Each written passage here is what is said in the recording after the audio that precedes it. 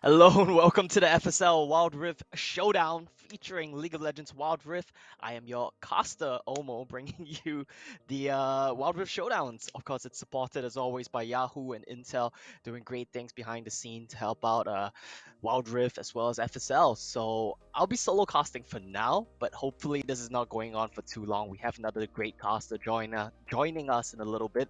She's just fixing her internet right now while all of this is going on. And I think we have a bit of a bracket for you guys to take a look at while we get ready before we get into it. We're going to have some very exciting games for you today. We're going to be having 5 games for you today. It is, of course, the second and last day of the group stages here. We're going to take a look at all of these teams face off one time. It is, of course, a best of 1 round robin, so they're only going to play each other once, and the top 2 teams, based off their points, based off their win-loss, will make it to the grand finals on Saturday. Now, of course, we do see Team MaiLinh with 2 points right now. Other than that, it's still pretty close across the board.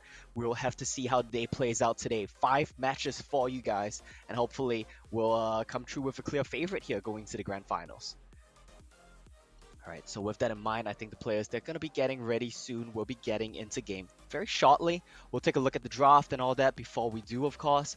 Thank you guys for watching once again. This is a bit of a fun time for us because it's going to be a show match. It's not relevant for any seeding. It's not here for any, I don't know, tournament points for next split. Nothing like that, nothing of that sort. It's just going to be mixed and match teams as well, which is always super fun to watch. We're not going to see standard teams, and I think it's going to be really fun to see how our players adapt to that. Playing with teammates other than their own, speaking in multiple languages is always going to be something fun to look out for. We have players, of course, coming in from Singapore, Vietnam, Thailand, Indonesia, Philippines, and I do believe the draft is ready, so let's take a look at that. Because this is the FSL Wild Rift Showdown, and our first match will be Team Shashalala, that name always gets me, and Team MaiLinh, who I do believe right now are sitting with 2 points, while Team Shashalala are still at 0 points. So fighting for their tournament lives right now, they really need to get a win here. While Team MaiLinh, I do believe if they get a dub right now, they might just immediately qualify, immediately seed themselves into the finals. So a lot of stakes riding on this one, and we'll have to see how it plays out. Now, draft is beginning. Riven is banned away. I think that one makes a lot of sense. It is one of the most broken champions right now on this patch. I think across the board, whether in the Baron lane, whether in the jungle, you just want to ban that one away. Jarvan, one of the strongest early game champions, early game junglers, and one of the best tank top laners. And of course, you're going to get rid of the Zed as well. We saw at the Horizon Cup how broken Zed could be in the right hands. Even when playing from a bit behind, he can just come into a team fight, 1 versus 5, and kill everybody. Camille being banned away, Ahri, Ziggs, pretty standard bans here from the side of MaiLinh, getting rid of some solid first picks. Well, except the Ahri, right? And we have the Galio first pick locked in for Team Shashalala here. It always confuses me how many Shahs and how many Las there are in the name, but we'll figure it out as we go along. We see some Fioras being hovered right now. I think that's a great pickup. This pick has been banned a lot recently in the competitive meta, with Riven banned away, with Camille banned away. I think it's great to have a Fiora picked up here. Right, I do believe our co-caster will be joining us in just a second. We're just sorting out some technical difficulties, and we'll see how this goes when we manage to grab her into the call. Olaf, Rakan.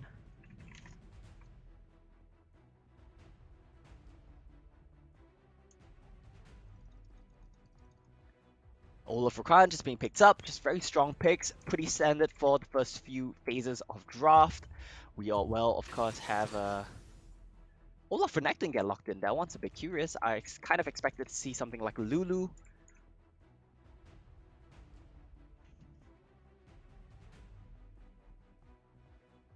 All right, and I do have word that our co-caster has joined us. Welcome to TASH, Bunny. Welcome aboard the FSL Wild Rift Showdown. How are you doing today? Hi, thank you so much for inviting me. So sorry I had a technical difficulty just now, but thankfully I am here. This will be my first time casting with Omo. Do you pronounce your name Omo Yeah. or OMO? That's right, almost. Omo. You got it.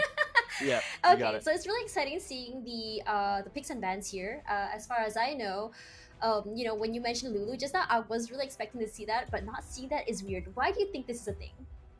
Yeah, I think they just want to secure the Renekton pick. They don't want to risk a scenario where VC they pick up the Fiora jungle and they get the Renekton top and there's really no answers left. I think they just wanted to avoid getting choked out of the Baron lane pool. That's probably their thought process here. That makes absolutely a lot of sense. But the thing is, when you look at the compilation for Shalala, the name is so Yeah, long. it's a confusing name. Yeah, for Shashalala. There It's we go. two Shas, two Las. You Yes, got it. Yeah. Shashalala. When you see that comp right now, Galio, Olaf, Renekton, I would say that while Renekton isn't that like beefy or tanky, but looking at the first two though, it gives them it's very strong picks. I feel when while VEC MaiLinh, they're more of like high damage, super high damage. But Oh, yeah. when you put it in a perspective where how Shashalala builds, and they build in a way that they can soak all that damage, would it be really hard for them, for VEC MaiLinh, to do anything about it? What do you think? Yeah, that's a very good point, right? And I think to follow up on that, in the early game, in the mid game, with the comp that Shashalala's team has right now, if they just dive into MaiLinh's team comp, it can be extremely hard for them to do anything. Exactly. But I feel like the big key pick here is the brand, right? Give him some time, give her some items, maybe she'll start to burn them alive. Yes! Oh my god, a brand when built really well. I think one thing that's great about brand is his potential to kind of like pick at the HP, especially if you go against tanks. You don't let them come by close by, but you are like slowly poking them bit by bit, and by the time they want to initiate, they don't have any HP. That's when they can strike, and I feel that's really, really good. And for now though, if you look at NDH MaiLinh and GS Hellgirl, we're seeing a Kai'Sa pick and a Katarina pick. Kai'Sa's really good because of how mobile she is, how fast her attacks. No, we may be seeing something else. Yeah, they're thinking about it. They're thinking. I was really excited to see Kai'Sa though. It's always fun to see Kai'Sa, and I think it's not too bad in this game as well. But I guess they just want a bit more scaling here. They already have a lot of scaling, They right? do. The brand, the Fiora, but they want more. They're doubling down on that one. But this is really scary, their comp. It's a very high damage, squishy comp. And how do you think they'll fare against a team that has Renekton, which has a gap closer, and even a stun? And then you have a Galio with great initiate, with also great what do you call it? The taunt, the knock up as well, and Olaf who can just chase till the end of days. You have a Senna. Can we see our beautiful bot lane lovers? Are we gonna see that? Please. Come on. We'll have to see what Gambling wants to go for here. Oh no. Yes. Oh, okay. More dive, right? This is a really scary comp. Not gonna lie, this is a very scary comp, especially against their high damage comp. This is extremely terrifying. Oh yeah. I think if you look at the team comp on the side of MaiLinh right now, there's no real tanks except that Xin Zhao, and that's something they kind of identified really as well, that right? tanky if you think about it, if you compare it to like Olaf and even Galio. Yeah, it's gonna be rough for sure, but what I don't really like is they don't have anything to really support the Olaf. I feel like if you have a Lulu, if you have something that can buff the Olaf up a bit, she can really take over this game. It's true. It's absolutely true. The Lulu's, you know, the ultimate is just ridiculous. And when you've had the ultimate, the knockups, with Diana's pool, it's hard for them to even counter if you think about it. However, that is not the case. So it's not as scary compared to having a Lulu, but still scary enough though. Yeah, it could be worse, right? It could be worse, but thankfully for the side of MaiLinh, it's not too bad right now. Now, I do want to talk about, like, we've talked a lot about what Shashalala's team comp can do, right? It's gonna dive into you, it looks very scary. But what can MaiLinh's team comp do right now? I think they have pretty good wave clear, they have pretty good scaling, and if Fiora gets some items, the split push is gonna be really scary here. It absolutely is, but they just need to know that they need to keep their distance. If Team Shashalala does do an all-in, even if one of them gets caught out, that's the end, that's it. They have to leave that person because they would not survive in all-out team fight, because what's lacking from their team is the fact that they lack a lot of CC, they lack a lot of knockups and all that kind of stuff that can really, really help control the crowd compared to Shashalala. Yeah, and that's a great point, right, Tash? And I think that emphasizes as well the burden that we see on Claria. This Rakan is basically their only source of crowd control. It's Exactly. definitely their only source of AoE crowd control. So a lot of work needs to be done by this Rakan to really make sure the wombo combo here lands, to make sure the AoE from the brand, from the Corki, really gets on the members it needs to. Exactly. And one thing though, that another thing that can work is that if Fiora does, maybe she does get hit, she can go very crazy. It is a possibility Yeah. that they are wanting to build around the idea that their Fiora can go crazy. Is in a way that, oh my god, the initiation's already happened, and you can see there they are just Boss. chunking at Chimney, but Chimney is just gonna walk away so happily. Nothing's gonna happen yet. Yeah, cheeky little level 1 start there. We said we needed to see a lot from Claria, and right from the get-go, she proves us right. She Right? gets a knockup. But something that is a bit sad to me as a viewer and as a former League of Legends player, in this game, when you look at Lucian, it's possible for him to miss Piercing Light when he's clicking Yeah. it Oh on. my It's so god, sad. Claria! She is just. I'm so sorry to cut you off, but like No, no worries. she is just so ballsy would be the right word for that. Yeah. She's not scared to initiate if she gets, and the thing is, if MaiLinh is able to kind of like follow up with extra damage, say maybe wait level 3 perhaps when the damage does come in, or perhaps she does get hit, it's gonna be an insta death for Lucian. Oh, yeah. Yeah, I completely agree with that, right? We see the Ignite here on Claria as well. The Aerie there for a little bit more damage, a little bit more shielding. Oh wait, Some but action in Mayan River. in trouble. He is already stunned. He might be going out so low right now. Oh, And no. yes, will it happen? First blood already out. Ray can't even do anything to help. Ah, and Mayan got a bit too aggressive there. No bot lane priority means that she just gets collapsed on. And Claria, once again, so much pressure on her to make things happen. And she's doing it. She backs up a jungler first with the lane prio that she got. Yeah, that's right. And the thing is, that was just so great how they collapsed Yeah. into it. They were like, okay, she's there all alone. Let's all just come by. And I think because there was no pings as well from the other lanes, so they didn't know that they were all collapsing into that. Oh, But I no. think Kay is now in trouble. Mayan once again gonna get caught out here. Ray tries to help, but it's 2-on-3. Mayan solo gonna be a second Ooh. and a third. Ray now alone flashes out, gets chased by Hellgirl, takes a little bit of turret damage, but not enough to do anything just yet. Yeah, but this is still a win here for Team MaiLinh. Mayan falls again, Flash having to be burned by both Shasha as well as Ray. And this just means there's more of a timing window here for MaiLinh's team to start taking over the game even more No, than she they already goes in. have. Ray is just too ballsy, but the shield does come out. She checks it out, but Wow. no, Brad, you're in trouble. But Ray knows he's gonna go down. Tries to go to turret. Did she but lag not out? fast enough. That was a bit unfortunate. That was a great play from Ray to start that one off, getting the solo kill onto Lenore as well as burning her flash, but realizes, I think, at the end there that she was dead anyway, so you might as well get some turret damage down. Exactly. I think she was hoping that she would die to the turret. While it does go to Brand, it doesn't necessarily mean a bad thing, but the jungler got it instead. And now the jungler is just so way ahead compared to Olaf. Yeah, that's the big thing to look out for right now, right? Because this jungle matchup is quite volatile. Both of them want to fight. So if either one of them gets a lead, like we're seeing right now for Tomairu, this could be quite disastrous for Mayan. Yeah, that's right. And honestly, we were looking in the pick and ban. It just looks so great for KAY Shashalala. I mean, when you look at it, they had like the perfect comp, CC, everything else in team. no. But now Claria though gets into Chimney, but it's gonna be 3 versus 2. The jungle is now here. Chimney running for his life. Gambling tries to help. But the thing is, I think Gambling may be going on. Yes, he does. Chimney all alone. No, He Chimney! tries to go a little bit too aggressive here. They can actually dive this, but she'll be able to heal up no problem here. With a huge wave here, maybe she'll be able to catch up. Yeah, she will just be able to farm this one up. That's the silver lining here for the side of Team Shashalala. Well, the name keeps throwing me off. Shasha keeps getting leads for herself in the Baron lane as well, despite the early game not going in her favor. So it's not over yet for the side of K. It's still a bit of a dangerous situation, but they're starting to find momentum to come back into the game, despite losing players in early skirmishes. Getting Rift Herald now, that's going to be huge. Yep, that's right. This is a very early Rift Herald, and this will definitely give a lot of advantage to them, especially when you look at in terms of gold. They're doing pretty well, but the thing is, you can see MaiLinh, they're just responding. They're like, okay, it's fine. You get Rift Herald. We're just gonna get Dragon here, and it's gonna be uncontested. Yeah, it's just gonna be a nice little trade there. They try to make some plays onto Helgo, but it's gonna be so hard to dive this Oh, Fiora. it might They be just able want the to turret. happen though. Gambling's here as well, and there she's probably hit. But the thing is, they're actually responding on bot lane as well. So while they take top lane, bot lane may be going down for the other team. This is dangerous. They're going to Helgo. Nice use of the stun hold.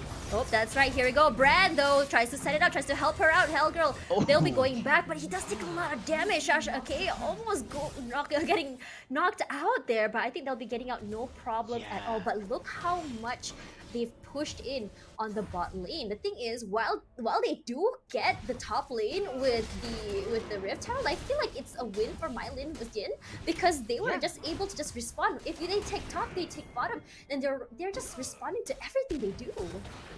Yeah, exactly. They're trading and they're getting advantages out of these trades, right? Team Shasha, they spent so many resources in the Baron lane to try to get a kill and the turret. They weren't even able to get the second Rift Herald back down, so they only get one turret in exchange for a kill as well for the side of MaiLinh. So it's definitely looking a bit better for the red team. But I will say, the silver lining right now, the gold that you funneled into Shasha, that's gonna help a lot. 300, 400 gold lead right now. It's nothing huge, but it's gonna delay the Fiora power spike by a significant amount. Absolutely, because we did say that Fiora can be very, very scary, especially hit, and I think that's what they were trying to avoid happen. But KAY will be coming to bot lane, trying to stop the rate of terror that might be coming from Helgo. But mid lane fight here, but the one that'll be going down, it'll be Lucian though. But did you see how Claria is just so calm on how she moves forward, just takes it. Like there's no hesitation. She just goes for it.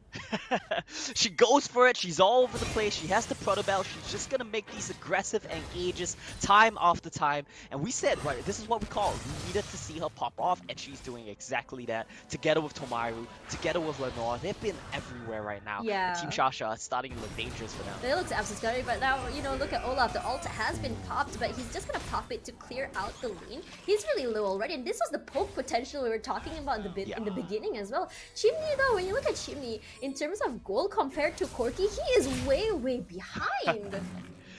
Yeah, Chimi's not having a great game, but what I do love from her is that she's not afraid to keep dashing in. It fails a couple of times, but she has the daringness to just keep going back in, try to get the aggressive trades down. Hopefully they find something here. Hopefully they defend the turret. I don't think they can though. While I know the ultimate for has been popped out, but look at this 4 versus 2 over here. Taunt does come out, but look at Claria immediately goes for Chimney. The priority that Olaf's they see there, but right now you can see there Olaf tried to come by, they didn't get a kill, but look at the turret so low right now. I think Corki tried to finish it off, but not quite enough to. But they'll be back though. It's just one hit. They will definitely be back. It's just one hit away. They're just probably so frustrated. Like, we could have finished it off. It didn't work. One less auto onto Chimney and one more auto onto the turret, and they would have gotten that. Exactly. Sure. They got a little bit too greedy there, I think. Yeah. But it's okay though, because they are still ahead regardless, and Chimney is still behind. And I can see that Chimney is trying to solo farm as much as she can throughout different lanes. But you see, wherever Chimney goes, there's always someone there to stop her. Yeah, she's not really getting much of the there we go! right now. She's in trouble now, gets dashed in. Ultimate from Corki will finish her off. So unfortunate. That's exactly what I said. Chimney is behind. They're like, we're not gonna give her 1 ounce of chance to even make a comeback. Yeah, there's a bit of a desync coming through from the side of Team Shasha as well. Yeah, I absolutely agree. And right now, though, second Rift Herald is out and will be taken out from the side of MaiLinh here. And it's just I don't think that they can do anything about it. They can't do anything. Look at Mayan is just trying to farm, but wherever he goes, there's always someone there waiting for him. But it's gonna be a few Shasha here. Was a good Shasha got caught out, but look at Claria gets 3 of the knockup. Ultimate does come out, and look at that. Ranger almost goes down, and so does Chimney. And you can see that they are actually prioritizing. But why did Gambling go back inside? Was there a miscommunication there? Oh no, that's a bit of a disastrous situation for Team Shasha. It looked good for a moment. Ray hit the big moonfall, but there just wasn't enough follow-up damage. Exactly, the damage was just too low. They were just way behind, and it's gonna be a free dragon for them as well. But I think MDH wants to contest this, tries to snipe it. But look at Claria though, moves to the back, immediately does his knockup, just to make it stop. And I think the awareness from Claria is that Claria knew that there's a lot of responsibility on her, and whatever she's been doing is just basically snowballing the entire team. Yeah, like we keep pointing out how she's the only engaged, she's the only source of AoE crowd control, and she's been doing that extremely well. There was a massive 3-4 mana ultimate as well to knock out multiple members of Team Shasha. If only Bran was in position there, I think they would just have all died to the Pyroclasm. Unfortunately, a bit not on the same page, but still, big wins for Team MaiLinh across the board. Yeah, that's right, but the bot lane turret does go down, the first one at least, but we can see an aggressive pusher coming from mid lane. And they can see that they are actually already picking for Chimney, and Chimney's like, yeah, I need to go back. I know they're gonna dive me. Yeah, Chimmy, I think she has a lot of experience with this at this point. They've been really picking on her this game, just constantly camping the Lucian, not giving her a chance to find leads, to play aggressively, and this has been a very tough game for her. So Yeah. she needs to find somewhere to farm up, right? That's the point you've been trying to make, right? Yeah, exactly. And also another thing as well, I think Galio can't really do anything against Claria or even anyone else because in a way, because the way that they're playing, right? If you notice like how team fights go, Claria is immediately jumping to the carry. Claria is immediately going for the bat line. And that is just really great to see how they are really focusing on what they need to do. But the thing is, mid lane though, we're gonna see a push back from the side of KAY Shashalala, but it's not gonna happen because the whole team will be rotating back to mid, not allowing that to happen. Yeah, just so much control from Team MaiLinh. They're all so over the map. They're dominating. pushing mid. How are they doing this? They're just playing very well with the goal lead that they have. They're catching waves at the right times, they're grouping at the right times, and their lead just allows them to play so aggressive in the mid lane. Yep, that's right. I mean, I was talking earlier how I would love to be a Kai'Sa, but now that I'm seeing her play Corki, it's like, yeah, I think this is definitely better. It's 100% better. Gambling, though, a little bit too deep in there, but does not do anything. Ray just tried to get a little bit of damage there to everyone, but misses. And the thing is, look at where everyone is right now. They're just splayed out across the map properly. They're making sure that all the waves are pushing in toward blue side. Yeah, it's something we gotta keep in mind as well, Tash. We touched on this a little bit. Team MaiLinh, they have the scaling advantage. They're not in a rush to do anything at all. They have Corki, they've got Fiora. They can just chill with the lead that they have. And look at the map, right? Team Shasha, they're playing so pressured right now. They feel a need to find picks. Yeah, they're looking for picks. They are just starved of gold. And Chimney is just like, oh my god, finally it's pushing in. But the thing is, Corki actually had to move out of there. Oh no, so unlucky. But for now though, someone does get caught out. It's gonna be KAY. KAY tried to farm, Flash does go out. But look at the synergy from MaiLinh. That was beautiful. They were just ready to go. They read her every move. Claria was even waiting in the wings to try to back up right there. Now Ray in trouble. Yep, that's right. Gambling does come in to help her out. Ray is really low. Oh, but look at the ultimate coming out though from Chimney. Not enough to knock anyone down, but oh my god, a little bit more. Ray would have just gone back to the waiting room. Yeah, a little bit more to picking up Ray. That Shonya's Hourglass, that stopwatch was so pivotal to keep her alive right there. It's gone for a little while, and if they don't, and I think if MaiLinh is smart, they would definitely take advantage of that. Yeah, for sure. The 10 seconds to the dragon. Ultimates are going to be up earlier for Team MaiLinh, so they will be able to just get in position to pick that one up on spawn, which is going to be so disastrous for Team Shasha because that will be the third dragon here for Team MaiLinh. Yep, that's right. And it's actually Infernal Drake as well, one of the scarier ones to actually get.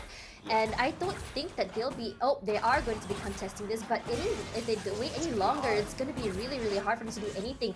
And they don't have a single dragon. They need to do something about this. But the thing is, they're too late. The hesitance. Do you see the hesitance there? They're just too scared to go in.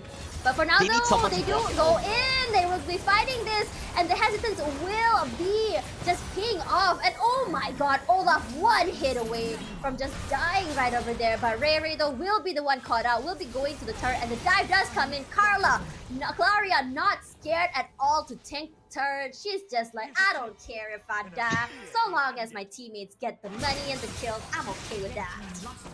Yeah, that's the true support live, and Clara is doing exactly what she needs to do. Once again, Team Shasha, they're not on the same page. Renekton wasn't there to help them out, but they still tried to commit to the fight. But Team MaiLinh, they just do so well in these team fights. This Fiora is just unable to take over, and Shasha, she's trying her best to cut the wave. They're even low HP, but she ain't care. She's just like, I'm gonna go for it. Shashalala though does try to run away. Ultimate does get popped out. It's gonna be a 4-on-1. It's a massacre. Goodbye, Renekton. Oh, that's a bit of an unfortunate situation. It was a commendable effort there, but I think we got to call Steve Owen because someone just really is picking on these crocodiles all game long. Man. It's a tough situation to be in. Oop, oh, the no. game. Yeah. All right, we're going to be coming back to the casters for a little bit. The game is in a bit of a, well, we're not going to be able to see what happens for the next couple of minutes, but Tash, I think given what we've seen already, we kind of know what to expect. Yeah, it's gonna be it's pretty one-sided though, and while it is unfortunate, it is the first match, no problem, but it's just like we were just talking in the during picks and bans how scary Shashalala's team was, and the thing is, and I have to take it all back. It's just that they're just not able to do anything early. They gave away whatever chance they had early. If they were able to shut them down early, this wouldn't have happened. Exactly right. They needed to find something in the early game, in the mid game. They needed to find some kills, get the snowball going, but they weren't able to do so. Right. And MaiLinh's team comp just took over. Yep, that's right. And what's even worse is that the high damage, despite they just can't go tanky. They are just so starved for gold. They can't get the items they need. So it's basically just like, if they're able to get a pick or actually capitalize on a mistake, then we may be seeing a comeback. But I highly doubt that. From how they play, how they rotate, how they communicate, is just so perfect. Yeah, and I guess there's a reason as well that this MaiLinh team is sitting at the top of the scoreboards right now. 2 points. They're the only team with 2 wins so far. If they take this win as well, they'll have 3 points, and I think that seeds them directly into the grand finals. Exactly, and honestly, it's just so dominating, and I just I'm not surprised if they do make it, but I really have to give this to Claria as well as to Claria. She just made sure that from the beginning she was getting the picks to make sure that her teammates are fed. She was also one of the, if you notice how she played support, she was actually roaming around, making sure in the jungle, giving as much information as she can where Olaf was, and it's just so quick to follow up or initiate. And if you saw earlier as well, Olaf, so starved for gold, gets caught out twice early, and to the point where if I'm not mistaken, they were able to text a bit of they were able to take some of the parts of jungle from Shashalala as well, right? Yeah, I mean, the most important thing there was they controlled the double scuttle, right? And once the Olaf fell behind from that, they just took over the whole map. And that's just Team MaiLinh playing so incredibly in sync. Yeah, that's right. And honestly, it's just so great to see how dominating they are. But sometimes I wish there was a little bit more fight, though, because it was already pretty much from the beginning of the game. And if you saw Claria as well, even from level 1, she was already ready. She was like, okay, I'm gonna be like the best support you ever had, you know? I'm gonna be your pocket Rakan and just get you so many kills, get you so fed. And then like once her ADC is fed, she's like, okay, you know what? You can stay here. I'm gonna go somewhere else and go help another lane get fed as well. Yeah, just playing so in sync, they just seem like they're on the same page, right? When Claria goes roaming, MaiLinh knows when to back off, when to go for farm. When they're playing together, they play aggressively. And I think a lot of this comes back down to the level 1 that we saw from Claria as well, right? So aggressive on that Rakan, I think making it work. Also, another reason why is that if you saw the hesitancy coming from the side of Shashalala as well, we are actually already seeing that from level 1, especially after Claria was already going on the aggressive. You saw Chimney going a little bit more passive. You saw Galio had to move back because she wasn't sure whether she should go on the aggressive or not. But personally, for me, if you're going to be playing a Galio with your gap closer, you're kind of like a Rakan in a way, a tankier Rakan. You could be able to utilize that, but the hesitancy there may just be the issue. But it looks like they already have Baron. Yeah, we're back into game, but it's not a good time, and I don't think we're gonna be in game for much longer. Baron and buff for Team MaiLinh right now as they're marching on the base doors here, Ted. Yep, that's right. First, middle turret does go down, and you can already see there Toymaru does take a little bit of damage. But Toymaru though, I don't think she's really worried. She's like, I have a shield, I have a guardian angel. You ain't gonna see me gone.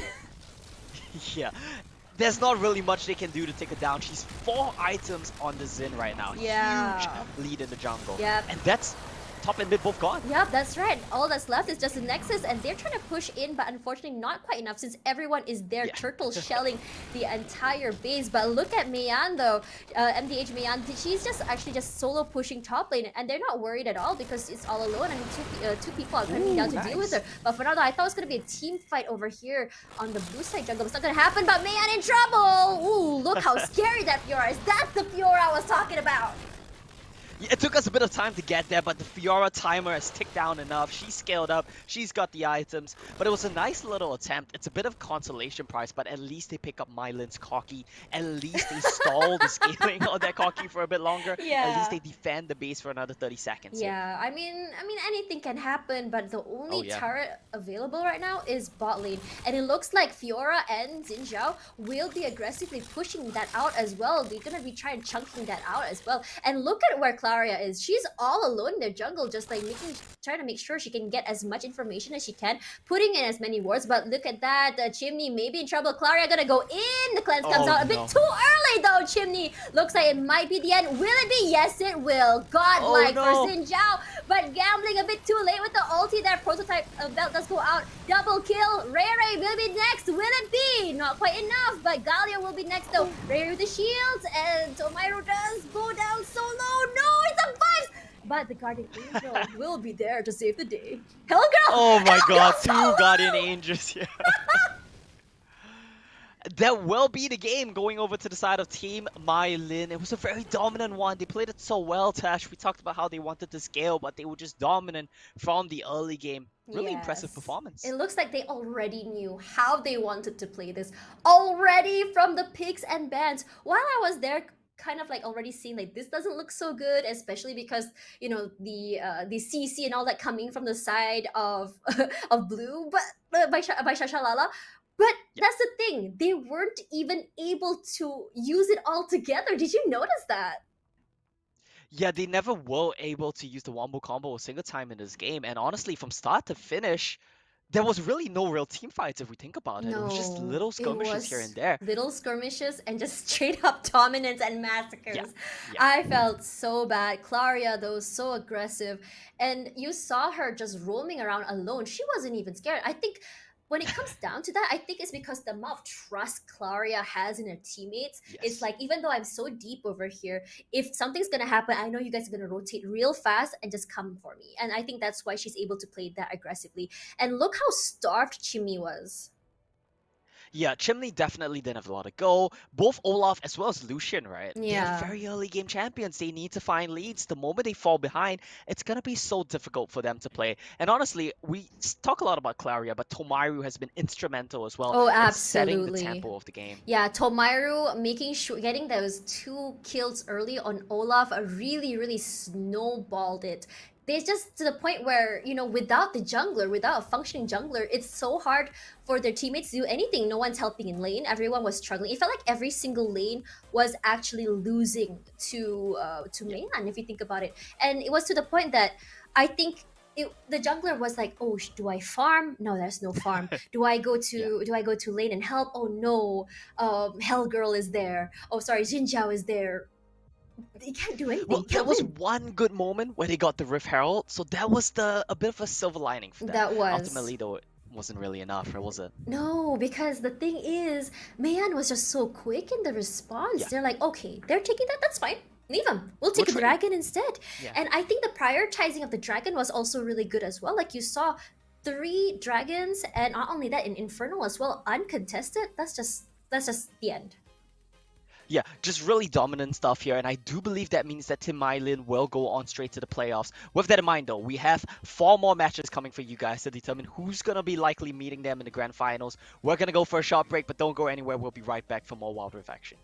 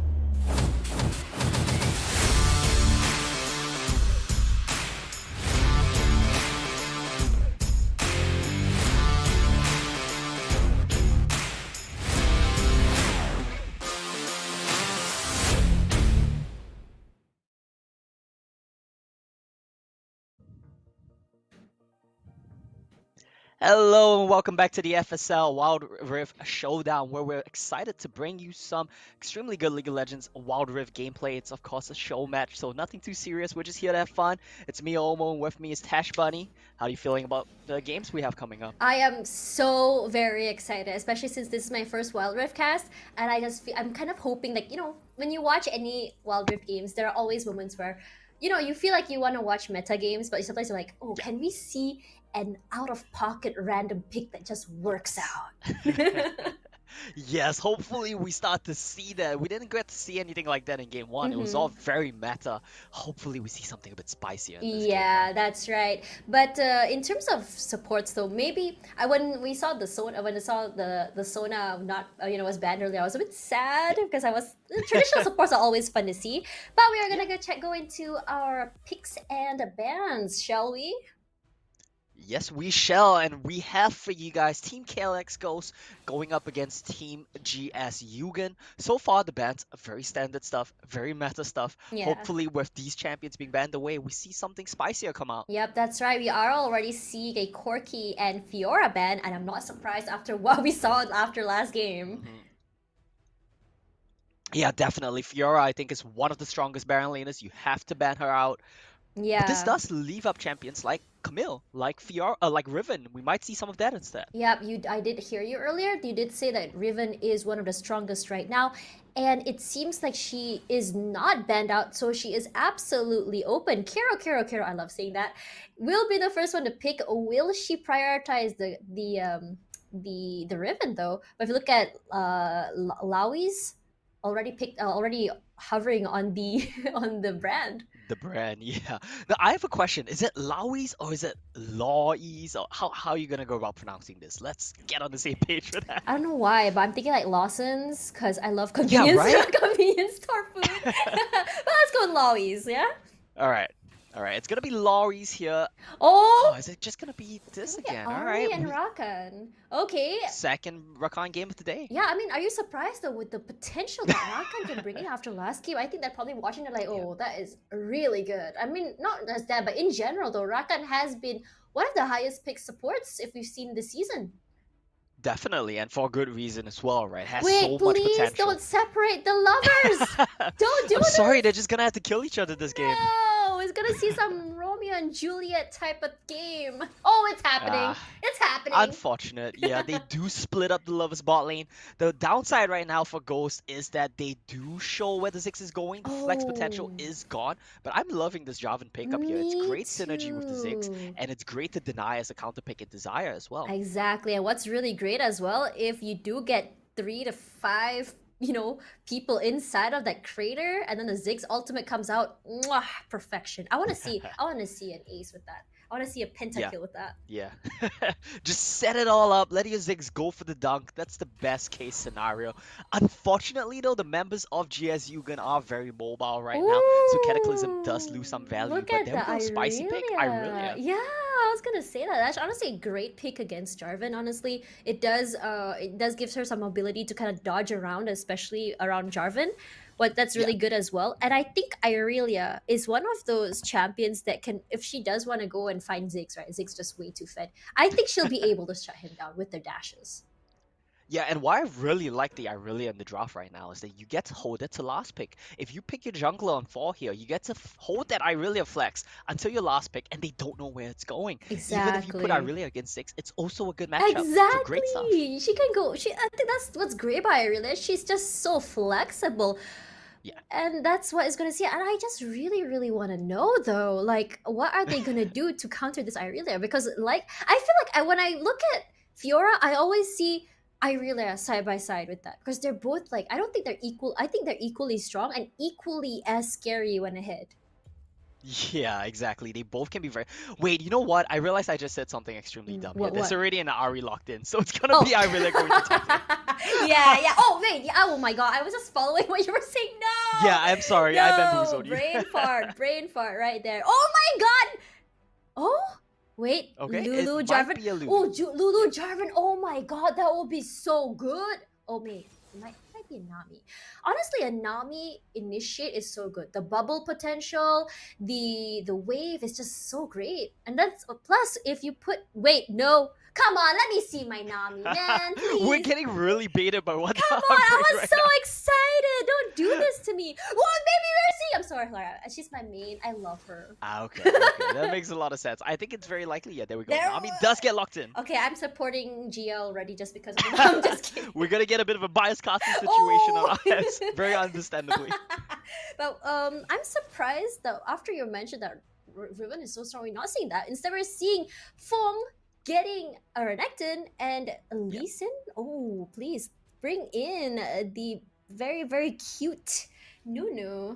Is it gonna be a Nunu? The Nunu? If it is a Nunu though, the initiates are gonna be really good. Yes.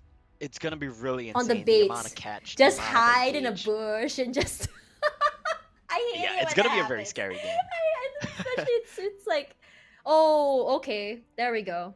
Alright. So we have both of these team comps lined up right now. A lot of aggressiveness from both of these sides. A lot of potential to start fights. I think we really got to be looking out for the early game here, Tash, because I Yeah. think both of these junglers really want to find some ganks. Yep, exactly. And if you look at bot lane though, if Rakan was really good, I think this is a great pick. Nami is a great pick against Rakan. Because think about it like this. Rakan gets knocked up on her ADC Zaya. Nami immediately bubbles Ezreal. Nothing happens. They're just gonna have to disengage at that point. Yeah, exactly. They have a lot of kiteback potential as well. Honestly, I do favor the Zaya Nami lane here. I think they can outpush. I think they can outtrade. Yeah. But like you said, right, a lot of pressure on this Rakan, same as last game. Yeah, I think that's the reason. That's the problem with playing Rakan, because there's especially early game. I feel like in terms of setups, they don't have to be that aggressive. But as the game progresses, there is a lot of, need for Rakan to actually set it up. If Nunu does miss the snowball, then it's up to Rakan to actually set something up. Yeah, exactly, and we'll be looking out for these two key engages here, but you look at the side of Yugen's team composition, Ahri has picked potential, Irelia has engaged potential, so many members with initiative on their team just means that it's gonna be very dangerous for the side of Team Ghost, and we'll really need to see what they can do here. Exactly, and look at all the swag though on that Ahri and Ezreal skin. They're just looking so sharp with those skins. If we're looking at the skin face-off, Yugen side has won already. Actually, no, both junglers have no skins. Yeah, oh. Are they trying to match? Well, Nunu's cute anyway, so Nunu doesn't need a skin. Cute. He's all good. Okay, and you know that Nunu's gonna have a show soon? Was it Kim? I Yeah. can't remember. I'm so excited. I always wanted to know the story behind it too. They have great lore.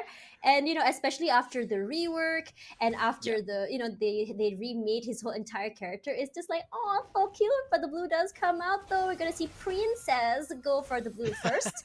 And over on the other side though, we're seeing a red from Jarvan.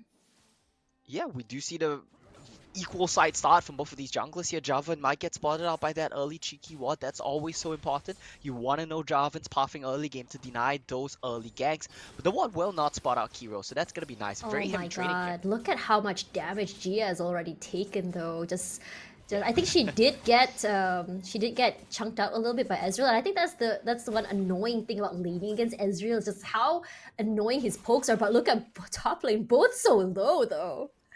Yeah, heavy traits in the top lane, heavy traits in the bot lane.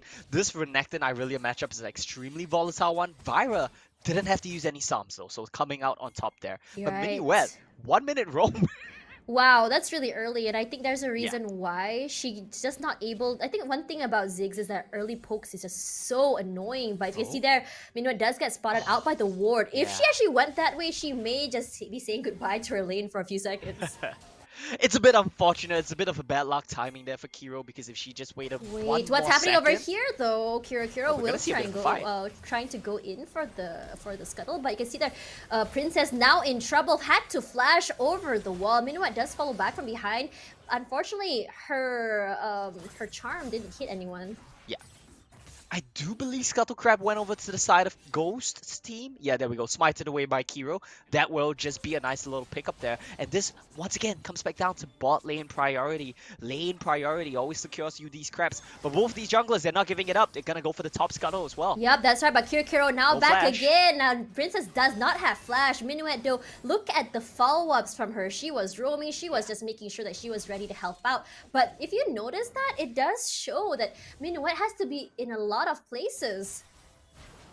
Yeah, Minuet really has to be in a lot of places, and that's one of the problems with playing Ahri, right? You have a lot of pressure to get something going. You're gonna push your wave, you're gonna try to roam, but right now Kiro's gonna get collapsed on.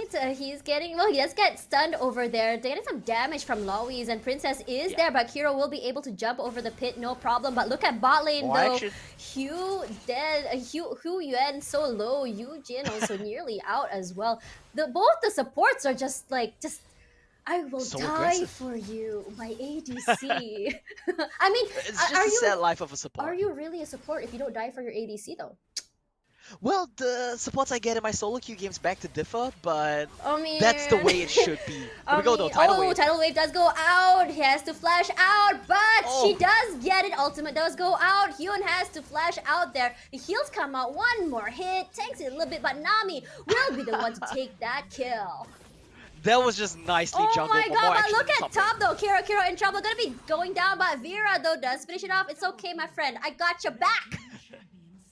I got your back indeed. Kiro does drop. Laurie's in a 1v2, picks up a kill there. Pretty good situation to be. Sorry, not a 1v2. Princess was there as well. Yeah. Dropped earlier on. So that's going to be a 1-for-2 going in favor of Team Ghost. With their bot lane and securing a double kill as well. That's going to bring them to a pretty good lead, about 3,000 gold. Minuet here, but no damage. She's everywhere. Does get the charm on, but does chunk a little bit of damage in there. But why is she rotating so much? And if you look at that, those Ziggs is just getting free waves. Yeah. And on top of that, look at the amount of damage coming into the turret already.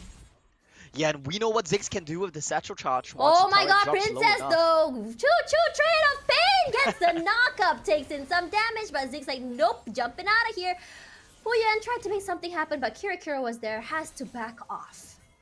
Yeah, all the backup coming in, all the support coming in to make sure that Frongbei stays safe. I feel like I'm butchering that name, but I'm going to try my best to pronounce it as this game progresses. We do see a nice little lane swap coming in, though. Yugen here now in the mid lane to try to secure that one. I feel like it's not a bad call to put a Ziggs in the 2v1. Look at how many people are going bot, though. Does get stunned by the Nami bubble, and that's the beauty of Nami. But Ghost, though, will be taking the long way out. And thankfully, the creeps kind of stopped them from being able to push forward. Imagine if they weren't there. That's a free snowball onto them. It really would have been, and that's just good usage of the bubble. Oh my god, Kira nice. does get a beautiful one, a tidal wave out, and a Princess just gets deleted here. Kira kind of low, has to back off a little bit. Minuet and Yugen will have to go away. Vera, though, running for her life, chased from two different angles, and I think this is going to be an uncontested dragon for them. Uncontested Dragon goes over to the side of KLX Ghost, and that was the combo we were talking about, Tash. We didn't get to see the combos in game 1, but here we go. Kiro and Frongbei, they managed to sync it up together. Huge tidal away from Gia as well, has been playing extremely well. That's really good as well, because like she is just not hesitant. But look at those bubbles, though, so on point, and it stopped so many engages as well. But look at that slow, just stops that. Snowballs do come out from Princess. Does take a little damage. Oh no, Rakan messed it up, but it might be an ace here. Will it be though? Yugen solo, only 2 players left. Nami now out. Law is running for her life right now. Fong has the flash there. One more hit, probably gonna happen, but the Herald does go to Jarvan. And you gotta keep in mind here, Tash, that's without any ultimates as well. The Cataclysm was down, the Super Mega Inferno Bomb was down, and they still managed to take the fight win. Exactly, and I think they really knew that it was already down. They really had to do it, and I think the priority of objectives was the reason why they took the fight, and they forced it, and it really worked out on their favor. Yeah, they did a really good job in that situation. The way they kited back, the way they knew their win con of just pulling back in the team fights. KLX Ghost, their team has just been playing really well this game, and Gia freezing the wave like a good support as well. I think that's one of the upsides of playing a Nami. Your buffs to your team really helps, and on top of that, the heals as well as the CC is just so great. But we are seeing. But look at the thing is, it's 9-2, right? There's a big gap in gold. But Yugen is just still trying to go on aggressive, still trying to make something happen, and I'm not sure why. They're chunked over there. Does get a bubble onto Minuet, but the wave does miss the people that was supposed to be hit, and now they have to back off. Why are they trying to force this? Why are they trying to force this to happen? They're just trying so hard to make picks, but honestly, so well played by Kiro, so well played by Gia. Once again, jungle support synergy is dictating the way the game is playing out. Now the Herald, they're trying to go for 2 with it as well. Yeah, but if you saw this now, Ezreal's ult did come out, but it barely did any damage. I wouldn't have noticed it if it wasn't for the fancy animation. Minuet does get caught out there. Nami bubble has to dash away, ultimate out. Princess tries to save her, but goes all alone there. But it's okay, Gia's coming with the heals. Ignite will be taking it out. No, not enough. It survives. It's just 1 HP. And she's probably like, I love you, Nami. Thank you for the heal.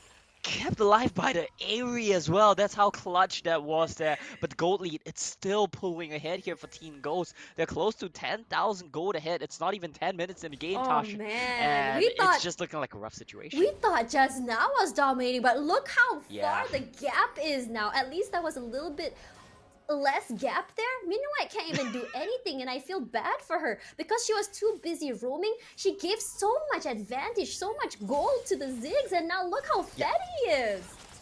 Yeah, this Ziggs is a raid boss right now. He's just gonna stand in the back line, toss out these bombs, do so much poke like we saw in the last Rift Herald fight. I do agree with the point about over roaming, but you gotta keep in mind as well, her team was kind of suffering. Yeah, she Minuet there, had to. She had to help out. yeah, just trying to help out wherever she could. But like you said, that just means that Ziggs gets to free farm, gets to chunk down the mid lane turret. It's just kind of a damned if you do, damned if you don't situation. It's not an enviable one to be in. Yeah, look at the whole blue team. They don't even have any deaths. Minuet does try to protect the turret. Look at the damage that came in from Ezreal. It's negligible. Cataclysm comes in. Ahri already exhausted, but look, Princess so low right now, has to dash out the Ahri, and they're just so quickly just chunked down. They can't do anything. Ziggs is just doing Ziggs things, but look at that, Gia has to flash out. So unlucky.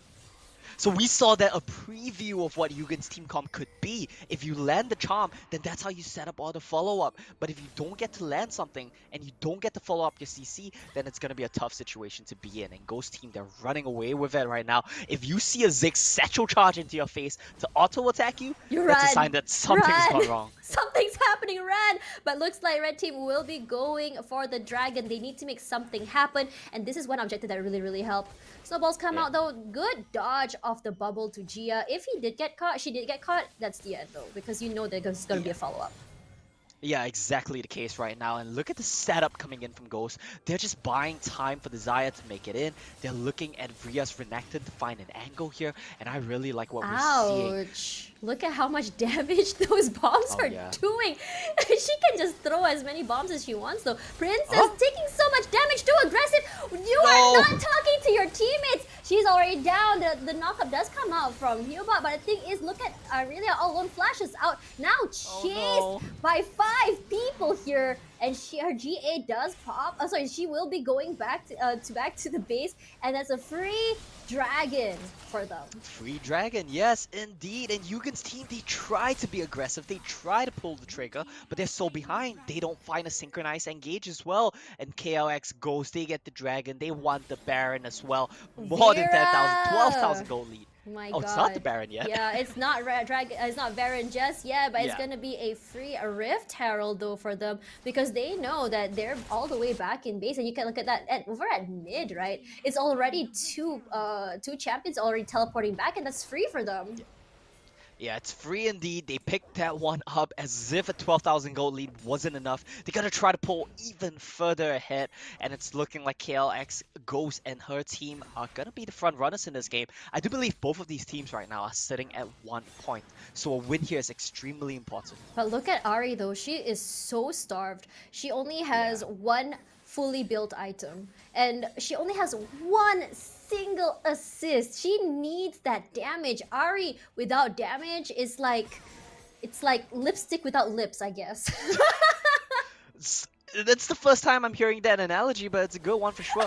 From being in a bit of a slippery situation, we'll just walk out of there. And I do want to point out, it's not just Ahri that has no damage. Iceborne Gauntlet for Ezreal, not going to have a lot of damage there as well. And then you have a jungler who's a Nunu. That really just makes Irelia your only damage source. Exactly, it's just so unfortunate for them. And Kiro though free farming here. Look, Ahri barely did any damage there. She has to back off though, taking so much damage. And the Cataclysm does come out. Ahri does dash out. Kiro does have is gonna be able to survive this. He's not even scared. They're like, oh, it's okay, 1 HP, no problem. But look at that. Look at the Renekton doing Renekton things. Doing Renekton things, chasing down Minuet on this Ahri. The Rift Herald's gonna get 1 charge. I think it's gonna get 2 charges as well. Exactly. Yugen gets 1 on the top lane, but it's just gonna be a bit of a consolation prize. Okay, this is what the Renekton last game should have looked like. The one who can turret dive, the one who can stun you on a turn, just like knock you out, and that's really annoying. Oh my God, that damage finally coming in. But it's okay though. Nami heals are pretty strong, saving her ADC once again. Bad Vira all alone there. Nami heals coming up, and there's Ziggs there to help them out. So look at how they're moving. They're all moving in a single unit now. They're not like separating. Yes. Definitely playing as a team. No language barriers here. They're gonna be moving together, running together. Gia, what are you doing that. over there? Gia, your ultimate's out. Should have just held on to it. You know you are going back. Should have just held on to that for a team fight, but it's okay. Panic happens. I do it all the time too. We kind of cursed it a little bit there. Gia getting caught out, recalling in a not the best position. Yeah. That's just gonna be Infernal Bomb clearing out the no, lane. Kero though in trouble, takes some damage, but the cavalry is here. Ooh. Has to back off though when going a little bit too out. deep, but their solo cataclysm out. Beautiful, gets two. The Princess so low right now. Ari tries to make something happen. Kero moving back, but as we said before, Renekton doing your Renekton things, misses out on that gap closer, but that would be it. Oh, and TASH, that was amazing there from Ghost and Kiro. We talk about the Ziggs ultimate syncing with the Cataclysm. Yes. Ghost went for the Feather Call synced with the Cataclysm. Amazing stuff. You see the three dead bodies right next to each other. That's for a good reason. They died right next to each other. Amazing combo. Minuet, what are you not there? in a You're good place. all alone. There we go. Ziggs here misses the charm. It's gonna be chased out, and that is the end. Unstoppable will be given to our beautiful, beautiful lover.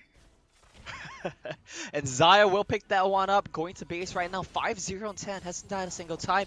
Neither has Vira. Kiro's died only once. 3 kills from the side of GS Yugen. It's not a good situation to be in.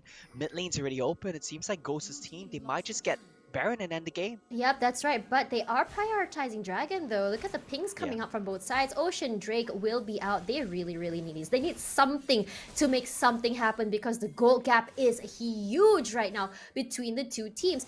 But there is one beautiful thing about Wild Rift is that once you hit late game, it's pretty much doesn't matter anymore about the gold lead or not. It's pretty much even. But for now though, Princess does get chunked out, and that's really unfortunate. We're seeing that happen so many times. Yeah, Princess is just trying to find these engage angles, but because of the Ziggs, because of the Nami, she just gets chunked out before she even gets close. Pinks onto the Baron, though. They want to try to trade this. They want to try to rush it. Might be dangerous here because they're already done with the Dragon. A bit too late here. Ultimate does come out. Gets two. You can see there, Renekton, look how tanky he is, but the ultimate will be coming out. It does get exhausted, will be moving away from that, but the teammates are here now, and they're going to have to move back because they know they cannot contest this. Yeah, exactly. They're forced to just run away right there. A lot of damage from the Ziggs poke from half the map away just deters them off the Baron completely. Once again, Ghost's team, they get an objective, nothing gets traded, and they are firmly in the driver's seat. Yup, that's right. Can see there if Ezreal face checks this, but he won't because he knows there's a ward right there. But they're gonna have to be careful though because there's 1, 2, 3, 4 coming from them. Gotta go away, but Ziggs is there with the oh my god, look how much damage just one tiny bomb. That's painful. I felt that in my heart. I felt that in my soul as well. The 3 items Ziggs just chunking people out with just 1 bomb. Wait, let me count those items. Yeah, that's 3 right there. I got my math correct. And Ghost is just gonna pick up the red buff, just hand delivered by Kiro. Full control from Ghost's team. Damage from Ezreal. It's negligible. It just felt like a tickle. It's not a good situation to be in for sure. And it looks like they're just getting control of the topside jungle before they start this Baron off. Right, you can see there are some wards over on red side, but the thing is, those even if there are those wards, what can they do with it? They can't push in, they can't do anything. And the thing is as well, even if they push in, they're just gonna get spotted out. Yeah, it's gonna be a really tough situation because if they walk into this, it's so easy for Jarvan to just turn it around. They're not clearing out the ward though. Could this be the situation where Yugen's team gets to turn it around? They want to bait this perhaps? You know, it could happen. You know, we've seen those situations where they just start a Baron or a Dragon. Kara already on the aggressive. Snowball does come out and just get 1, but not enough for them to do anything right now. But Jay is so low right now. The ultimate does come out. Beautiful. Look at the Nami ultimate as well. Dominating for Xayah. Look at Huyen has to run away. We know that Xayah wears the pants in this relationship. We do indeed, and that's gonna be another beautiful engage coming in from Kiro. Synced up with the bubble, synced up with the bombs, the feathers as well. And Ghost's team, they pull ahead to 2 points with a win over GS Yugen's team right now. Yep, that's right. It's gonna be a free Nexus from our low side because it is an ace, and there it is. Clean our ace. clean game, second of the day actually. Yeah, we've had some pretty one-sided games so far, but you know what that means? It means the next three games are gonna be a lot closer. At least I hope they're gonna be a lot closer as these teams fight for the last remaining playoff slot. Right. I mean, when you look at MaiLin earlier, when you look at the score, I mean, we kind of expected it because they were Yeah. extremely strong from the beginning. But looking at this, though, it does show a different side of KLX Ghost. Yeah, definitely an amazing game from KLX Ghost, but you gotta give credit to the enablers as well. Exactly. Kiro, Gia, they played extremely well. Oh And my so far from the two god. games we've seen, Tash, jungle support synergy has been dictating these Yeah, games. I think that is the meta we are looking at, and I Yeah, true. absolutely love it. And the thing is, while Rakan could be a good pick, but when you put it against a Nami, right? Someone who can poke, someone who can Yeah. counter stun back your ADC, it's a bit rough. Yeah, it's definitely a bit rough. This was the game where we saw Rakan get shut down, thankfully for the side of KLX Ghost's team, because we saw in the last game, Claria put on a clinic. She showed us what Rakan could do if you gave him a lead. If you Thankfully, gave this time him a around. matchup that he can Yeah, actually yeah. go against. I mean, look at the Galio. What can Galio do? Yeah, it's a bit of a rough situation to be in. If you're slippery on a Rakan, Galio can definitely have a hard time locking That's you down. That's a great word to use for Rakan. I always thought Slippery, like, yeah. yeah, I always thought like, I always knew that was the word for it, but I couldn't put my finger on it. Thank you for that. I got you, I got you. The slippery Rakan. With that in mind, game two's in the books, and that's gonna be KLX's Ghost team pulling ahead to 2 points. We're gonna go for a quick break, but we have three more games coming for you guys in this Wild Rift Showdown after the break.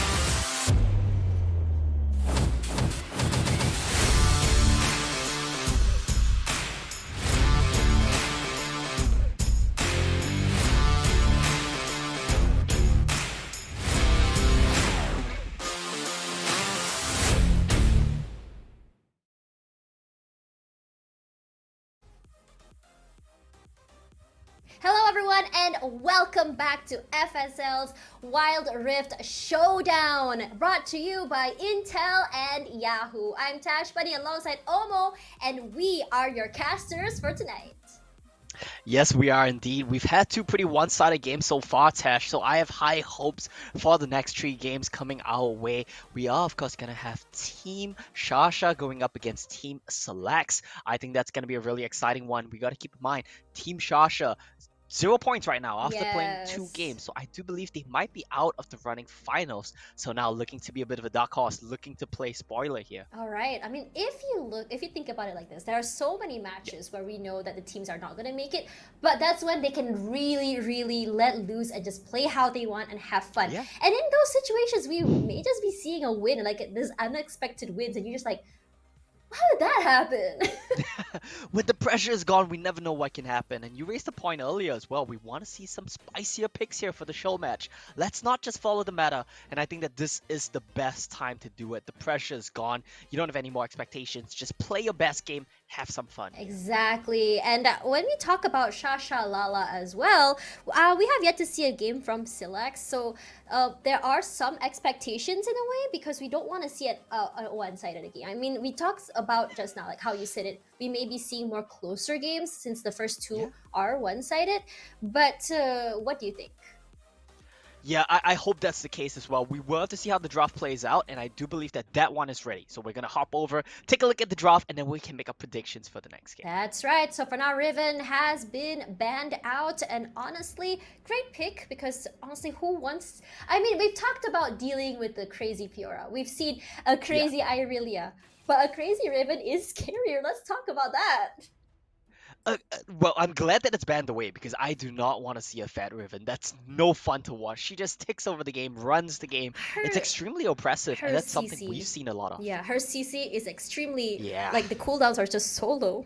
And on top of that, the damage she puts in is crazy. The shields as well is just a lot to deal with. We are seeing a Ziggs ban, because we did see a fed Ziggs earlier, so I'm sure that no one wants to deal with that. As well, a Diana ban as well is also something that's... It makes sense, because the CC potential as well there. I don't think they want to deal with anything that with really scary CC that can lead to a full-on just dominate. Yeah, that's something to look out for sure. Other than that, I do think we are seeing a bit of a different approach in draft, and that's going to be super cool. Yeah, Lulu ban and Ziggs ban, so you're banning away the longer range champions. I see what they're banning here. I see the comp they're banning per se. And Olaf, Lulu, we talked about that. They're like, okay, we don't want to deal with that comp, so that's already going to be gone. But we are seeing a Galio pick from Aya, and it looks like a Teemo. Please be Teemo. Fingers crossed here, right? We talked about this, no pressure. Just play what you want to play, and there we go. Shasha's gonna lock in that Teemo. I feel like I should get my Teemo hat just to commemorate this moment. Can production let me know if I'm allowed to do that? You are definitely allowed to do that. I'm giving you the go ahead. Go crazy. Oh my god, I'm gonna get it right now. All right, while she gets a Teemo hat, let's look at how the draft plays out for the rest of the game here. It's looking like some pretty interesting picks in the side of Shasha. It's going to be the Rengar getting locked in as well. It seems like they're embracing the Fiesta, going full all in, and I love to see that. Okay, we did talk about this. Looks like they are picking what they want to pick. I want to see a Lux pick. Lux is also one of my favorite. I mean, you can tell I like playing the cute champion. So definitely Lux on the list there. But Rengar, I mean, we have seen we have seen what potential Rengar can bring. The deletion of the squishies is just so fun to watch. Fun to watch, but not fun for the squishies. And if we see the Soraka locked in, that's gonna be the prime target for me on this Rengar. I've been on the receiving end of that. I'm just thinking like, you know what, might as well not play. Just put my phone down.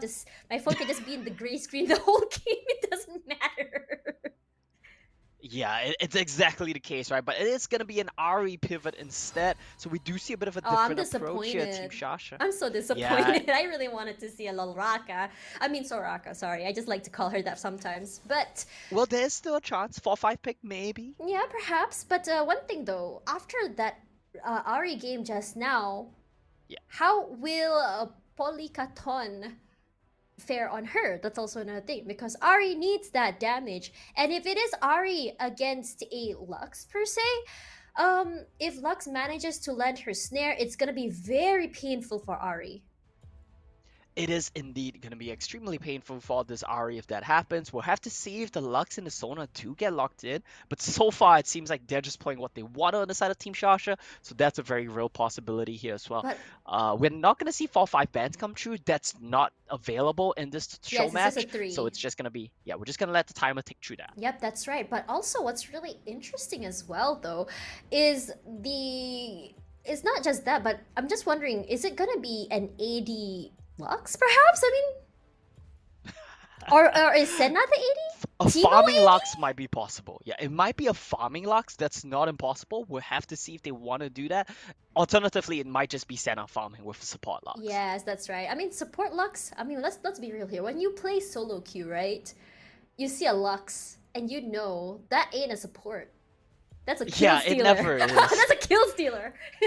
Yeah, and that's well, I won't get into that because it's gonna be very long and very vulgar, but that's what we typically tend to see. Yes. That with an ignite. Oh, you With an know, ignite, you yes. know that she's here. You know that that's not a kill secure. You know? Yeah, you know what's coming. You know what's and coming. now, Morgana, Kale, and Mundo are disabled, but Caitlyn is available. Okay, we just got scammed a bit, not gonna get locked in.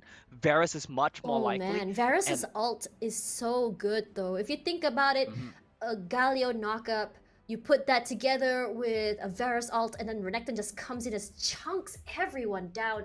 Ouch!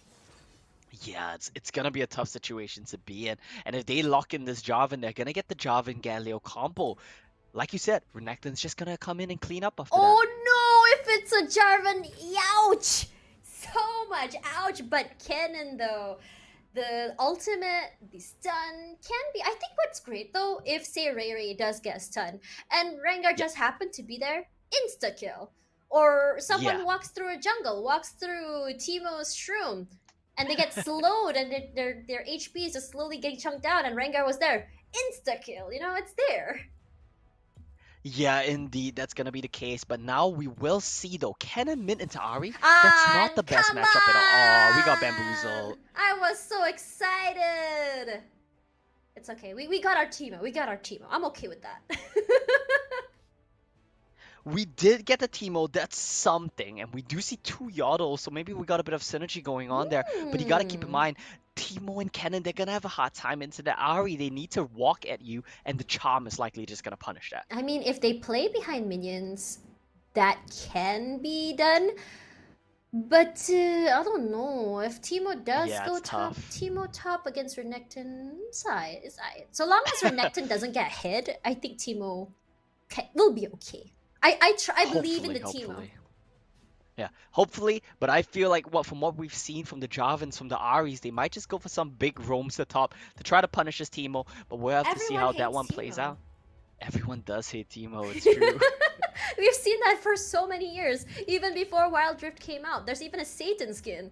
At this point, it's already already canon, the most hated character. Yeah. It's true, and for good reason as well, right? That character, when he gets a hit, that champion, is just so annoying to play against. Oh man, every time I hear that, right, it's like, oh no, please. And you hear the laugh, and you're like, oh no, please spare me. Please spare me. My PTSD is getting triggered right now, but we will be hopping back to the casters for a second as we will get to sort out some technical issues while we're loading into game. We do see TASH here on this side, this side with the Teemo head as well. Yeah. Hop 2, 3, 4, Captain Teemo on duty. Oh, I'm sorry, I got getting all into the Teemo hype train is what we're seeing. It's very rare to see Teemo picked in tournaments. Okay. Yeah, never, right? It's something to be excited about. Exactly, and hopefully we see something good from Shasha on this team, all right? We talked a bit about how in the previous game their team didn't look exactly the best on the same page. They kind of were doing their own thing, and there's a lot of ideas behind that. This is a show match. They are playing from different teams. There are language barriers, but now Yes. playing champs that they're comfortable in. Hopefully they pop off. I think this is something that we didn't talk about a lot, the language barrier. And coming from Southeast Asia, where it's crazy when Yeah. you go to a lot of places like Europe or even like Americas or Australia, they all have one single language, or at least it's very, very similar where they'll know each other's language. But when you come to Southeast Asia, Malaysia has a different language. You also have, no, Malaysia and Singapore are very similar. Then you have Indonesia, a different language. Thailand is a different language. And here we are, the first game, and look how low Ray Ray is already. Yeah. Oh man. We saw a bit of a cheesy level 2 gang come out here from Aya, just going Wait, is Cillax aggressive gonna on Ray wait? Ray. Rengar's gonna. Oh, he's in the bush. You know how much damage it's gonna be. Cillax has to Oh, flash man. out, but will he get him? The flash comes in, but man, 1-for-1 there. Did Aya flash? Did Aya flash? Aya did flash to try to save his support, unfortunately wasn't able to do so. Heal was up, but I think just out of range. Oh man, so unfortunate. But one Yeah. thing about Senna though, the poke's so painful, but Oh, Ray Ray no. though will go down. Oh, if Bolekaton was a little bit close, would have got done as well. Yeah, unfortunately wasn't able to get the trade kill there. If Ray Ray managed to stun Poketron under the turret, that might have been a different story. But thanks to the level 2 gang from Javid, this leads up to the solo kill rather. Just good teamwork all around. Yep, that's right. It's 2-1 right now. The goal gap isn't too bad as well. But Cillax, though, doing a lot, trying his best to try and make something happen. But does get a double taunt there. But Aya was just too low to do anything. But Aya does have the red. Does have the red, will slowly regen up, just gonna up to base instead, and like you said, Teemo's gonna have a good time here. Oh man, look, Renekton has to go back already. Hop 2, 3, 4, free farm for me. Let's go for that. Good situation for Shasha to be in, looking good in the Baron lane so far. We'll have to see how this one progresses as the lane goes on. There will be a timing where Renekton can get a one-shot down on Teemo, but this barrier is going to help a lot at preventing that. Yep, that's right. For now, though, we are seeing... Jarvan tried to make something happen, but there is a ward there. Does chunk in a little bit of damage just to be annoying. I love doing that. It's just like, haha, you get my ward, I get a little bit of damage, and you like that? Yeah, it's super helpful for your laners as well. Like this, a little bit of damage might just be the difference between a kill and a death later on as the lane progresses. But we gotta keep a lookout for the 4-minute timer here. Both of these team comps look like they want to fight, but I feel like BTR Cillax is just a bit better at it. Yep, that's right. But look at top lane, though. It's so hard for Renekton to actually farm. And this is the advantage that Teemo has early. But now the jungler... Renekton's probably like, please help me. I don't want to deal with this. But the aggression does come in. Stun comes out. Ultimate gets popped. Then it tries to get the Cataclysm. Ulto! Beautiful. Senna tries to save the Teemo. Not enough. Satan, Yeah. go away. No flash for Teemo means that he's just stuck in there. That's And this is gonna be beautiful. an This is engage. what we were talking about, though. Chimney has to flash out. Gambling has to move away. Will they be able to finish it? So low has to move away. My God, look, Cillax. One hit. 26 HP. He's probably like... Just one hit away from trading back that kill, and ultimately this is just gonna be kills across the board for BTR Cillax's team. He didn't know. Oh, He's no. here. Oh my God. So close to getting a kill there. Man, Mayan though, we've seen the deletion that happens, but it's okay though, because Mayan though, they're gonna be getting this free Rift Herald. Well, at least not free. Yeah, The maybe payment not. is coming. The tax collector is here. We are seeing that. Look at that root coming in, as well as Shashalala's poison is just so annoying. They're getting chunked out. Ultimate does come up from the side of Cillax. Teemo does get taunted, but not close enough though. It might just be a free. Yep, it's gonna be a free Baron. They can't contest this at all. They cannot at all, and they will just be able to get away with that one. It was a nice attempt at chunking out the Renekton, but the Galio out will just keep her safe. Now, Rift Herald is summoned. They want to get this turret. They want to punish the Teemo. Don't let him extend the laning phase. Yep, that's right. And the thing is, you need to shut down Teemo early. And Yeah. on top of that, though, if Teemo does get hit, though, Teemo does fall off eventually, especially as we start building items. So Teemo has to make something happen early. Unfortunately, I don't think that's going to happen because they already know who they're going to go for. They were already planning to go for Seaton from the beginning. Yeah, they're trying to pick on this Teemo, and for good reason, right? It looks like they'll get the Dragon as well. Really good scenario for Team BTR. Oh, they do lose Poketron. Jimmy probably very happy with that though. Yeah. But while they did get the free Dragon, they did get a free Ari in return. But look at top lane though, we are seeing the aggressive push happening from side of Shashalala and Mayan as well. But Mi will be coming back to lane. Shashalala solo had to heal there, did he? Yeah, had to heal from the empowered Q. I think that was the situation. Why there. are you there? But now Jarvan gets caught. Oh man, he was there all alone. And one thing I did notice though is that while red team is kind of like behind, but they are really good when it comes to the ward placements. Yeah, definitely catching out the members of Cillax, not letting them get a bit too aggressive here.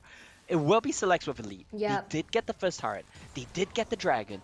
But Team Shasha, they're punching back. Yep, that's right. And we are seeing mid lane getting chunked down. But Teemo is here, does get charmed though. And you can see that Teemo does take a little bit of damage there. But the other team are just going to collapse into them. But they're going to be backing off. Just going to back off right now. We do see Jarvan and Galio making their way up to the mid lane. We'll just back away. Not going to commit to any situation. That is the annoying part about Varus when you think about it. Yeah. That thing is, I mean, it's very predictable, right? But when you walk into it, it just takes so much damage. Charm comes out, not quite enough to do anything, but does get Ray a little bit. But Shashalala is here, Portugal's forward, the blind is forward. Ari a little bit too aggressive, but the shields do come out. Ari does get a second charm in. Beautiful. Ray's shields out. Now Ray's shields are low, but gonna be chased by the Jarvan, but they're not gonna commit to this. Not going to commit to this, and nearly a 1v2 kill there for Poketron. Nearly managing to take down Shasha, but the barrier will keep her safe. And this is just going to be backup coming in to take down mid lane tier 1, opening up the map. Yep, that's right. Ray gonna get a little bit of creeps there. Aya all alone here, and look at that. She is not scared. Does get the ulti onto 2, but not quite enough. Teammates are helping out. Moves back. It looks like we may be seeing one person going down. Kind of closes him out. One more! Not quite enough. And that ultimate saves Cillax. Yeah, moral support ultimate there from Cillax to come in, but they do take down the turret and no Shasha. Wow, that was well played. Look at that just now, that last minute HP that came in really saved him and protected the turret as well. Me already popping the ultimate. See, this is the moment that we talked about it. Teemo can't do anything when it comes to this stage. If you look at Renekton's build, he only has one full build thing, but look at the damage he was already putting in. Yeah, this is really just Renekton, right? When she's strong, she is extremely strong. Polykaton though had to flash out. Just gets stunned, has to ult move as well. Went a little bit too aggressive there all alone. But look at the damage Ari is chunking in though. Yeah, Ari starting to scale up. We start to see items completed on the side of BTR Cillax's team. They're 5,000 gold ahead. They will be in a very good position for the next dragon fight as well. And we talked about how, Teemo doesn't have a great time in these team fights. That looks like it's going to come to bite Shasha's team right now. And I think this cannon needs to do a lot of work here. I mean, when you think about it, you look at lore, right? Teemo has always been a lone soldier. And, when Teemo isn't given that opportunity, what can he do? He just doesn't work with the rest of the team. But look how many shrooms are in there, though. But they're very smart because they moved it forward. But the charm does come in, barely misses ultimate as well. And they're going to be walking into a shroom. But the shroom is just not that scary when it's just like this. But for now, though, me will just be dancing with the Rengar up top. And they're just going to back off. Yeah, we'll just back away from this, and the Protobell from Varus still not enough to guarantee the engage. Rift Herald gets popped. That's gonna be tier 2 here, I think. That's right, but look at how much damage onto Ray from Varus. This is what's annoying and scary about Varus. He can keep going. Yeah, exactly. The thing is, Varus, while his auto attacks don't do high damage, but the poke potential is definitely one of the main things there. Ari does take a little bit of damage there. Shrooms come out, but look at how much everything is just like the team is just relying on poke and they can't do anything. But Mido will be all alone up here. They rotate to him. They want to chase, but they're not too sure where the other members of the team are. They're like, okay, we're just going to play it safe. And I think this is a difference of what we saw earlier from Shashalala. While they are just trying to force things to happen, they're trying to make sure that they're not overextending. Yeah, that's exactly the case, and me even gets the turret before backing away, and that's one of the things when you play these more fun team compositions, like Shasha's team is, when you have Teemo, Senna, Ezreal, you just don't have crowd Oh, control. that's the That's a lot of pain for damage. Teemo is coming in. Look at the damage. They're both gonna be trading out, but the heals do come in though. Ooh. Ezreal ult does chunk a little bit, but Polykaton has to back off. Bit too dangerous here. What's that ignite? That's annoying. There was the Ignite, that was the burn, but he won't quite get the kill, and that's just gonna be I just realized we've been saying Poketron, but it's actually more like Polykaton. Yeah. Yeah, Polykaton. Yeah, Yeah. I've been saying Poketron. I mean, I've to been be getting it all fair, we've wrong. been seeing a lot of the word poke a lot, but look at Mayan in trouble Oh, now, man. getting chased by the support. He's like one hit away. Cillax like, come back, I'm just a Come on. support. Runs for his life. Ai is coming. Can he run? Is this the great escape? Yes, it's the great escape. Forced to use the flash, forced to use the Trill of the Hand, but the great escape is completed for Mayan as she just gets out of there. Look at me though, 1v2ing the whole game. Yeah, Me has just been trying to force the entire lane. She's like, you can't get rid of me. You think I'm gone? I'm just gonna look. She just rotates back. She doesn't care.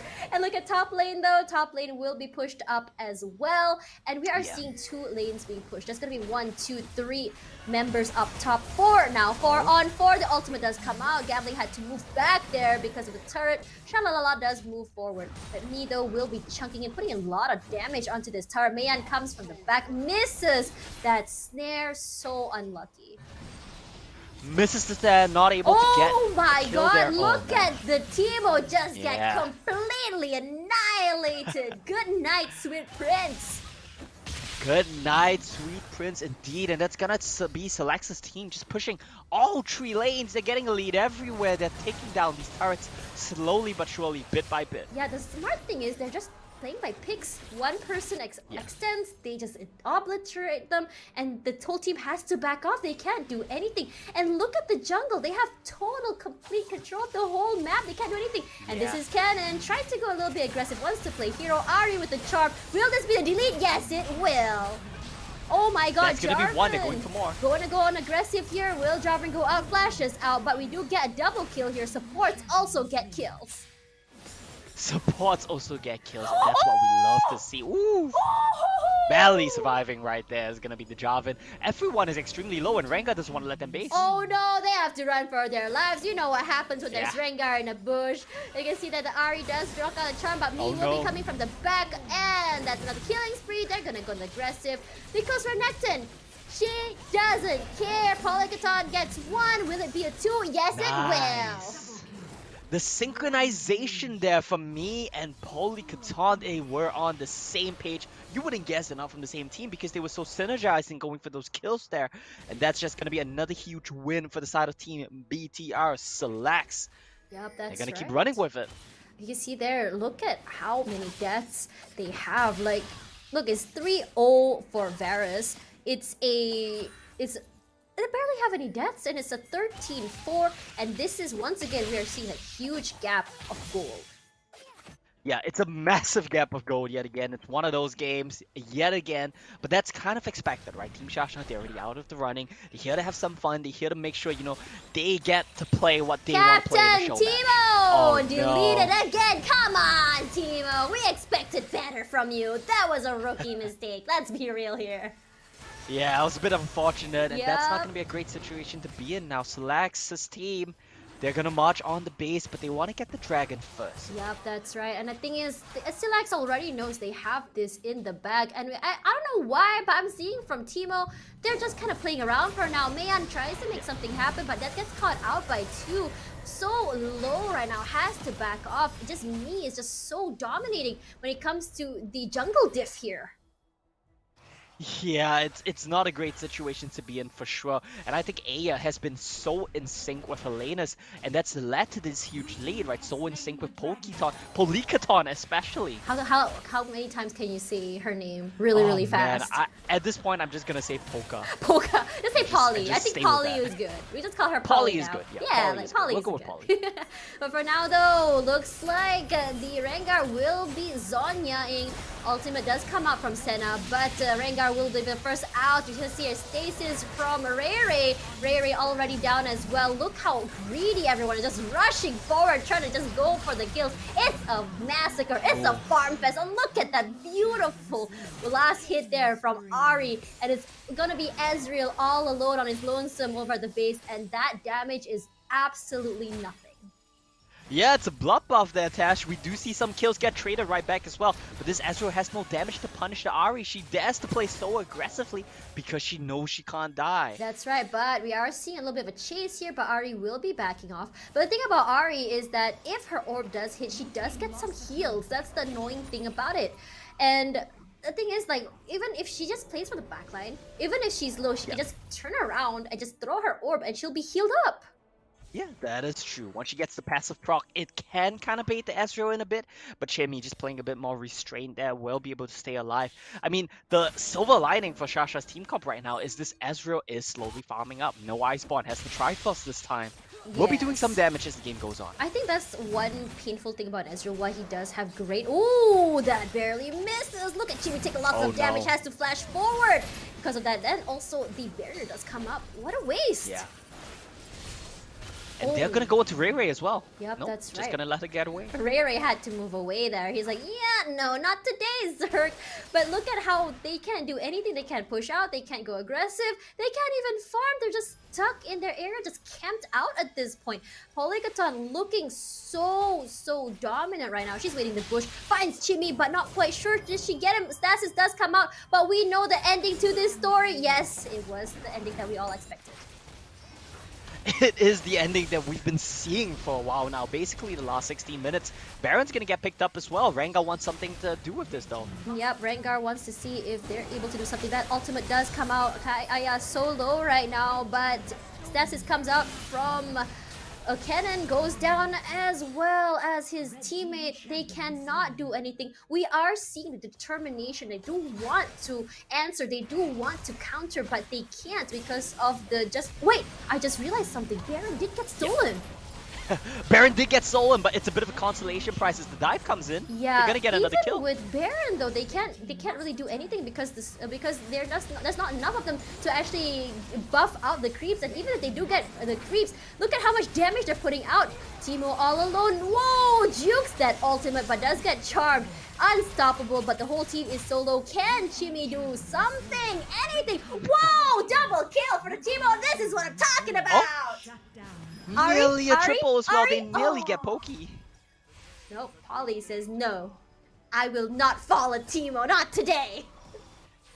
Not today, and indeed it's gonna be Cillax's team just having to back off right now. It seemed like they would manage to close the game out, but the Baron steal as well as the Teemo shrooms just stopped their push for another day. Teemo's garden finally came in clutch, and this is the garden that we wanted to see all along. But if you look at the map though, I'm not seeing any more shrooms. You need some time to build it back up. Yes, that's right. But Ray You gotta cultivate it. Yeah, that's right. But the thing is, while it's not fun that, you know, they don't have any more turrets, but the supers are out, if they're able to actually do it. But Mayan does get caught out though, dominating. Yeah. They know. You know that song from TikTok? He knows.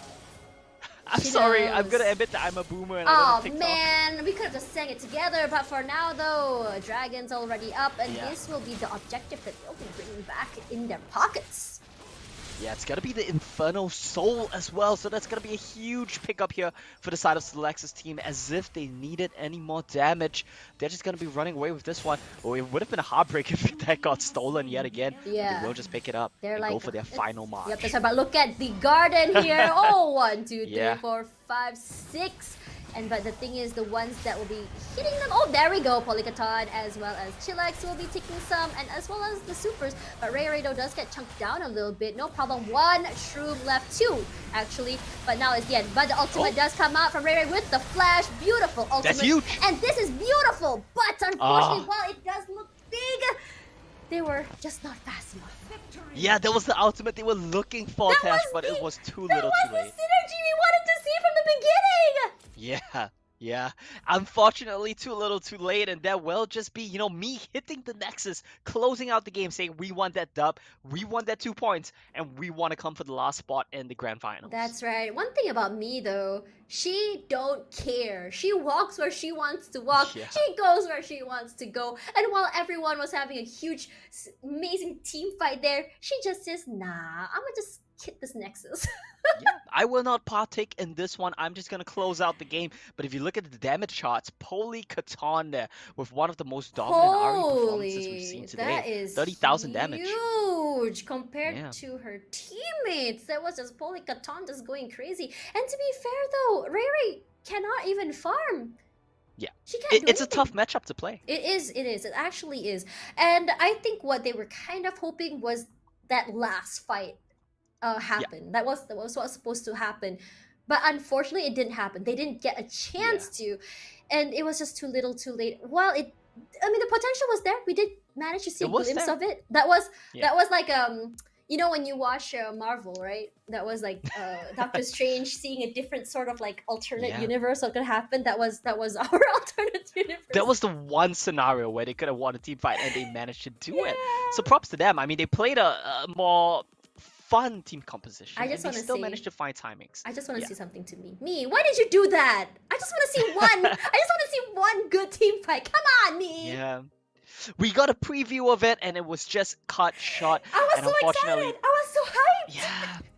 It was close. It was really close. Yeah, but for now, I think that the Timo hat will have to go down as we yeah. thank our sponsors for today, Intel and Yahoo. Thank you so much for today's match, which is the Wild Rift Showdown. But for now, though, we'll be taking a quick break before we go into our next match, so don't go anywhere.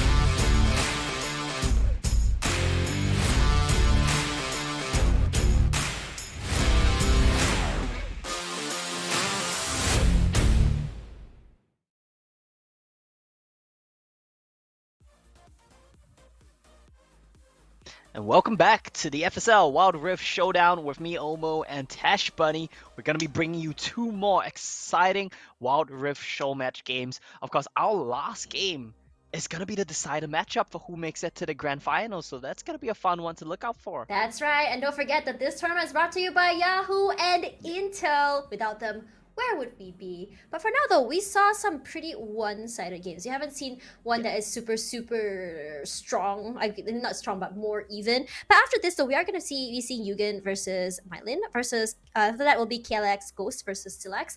And from what we've seen earlier, we may be seeing the closer games for this one. This will be the one where we see the massive team fights where only like one from each team, survives. I really want to see that.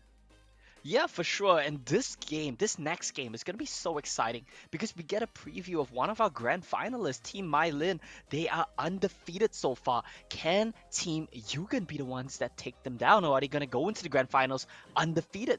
A lot of questions to ask here. I don't know, but I feel like they might go undefeated. Even though there was, we didn't talk about this, the language barrier, right?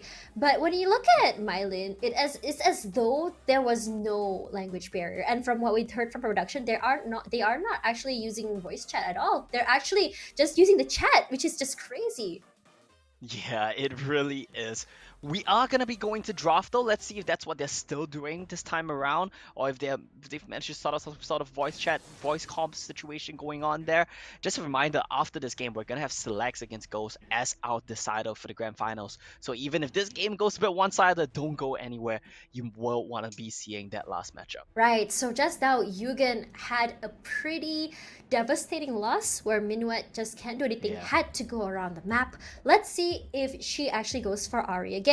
And against a team like MaiLinh though, this is terrifying.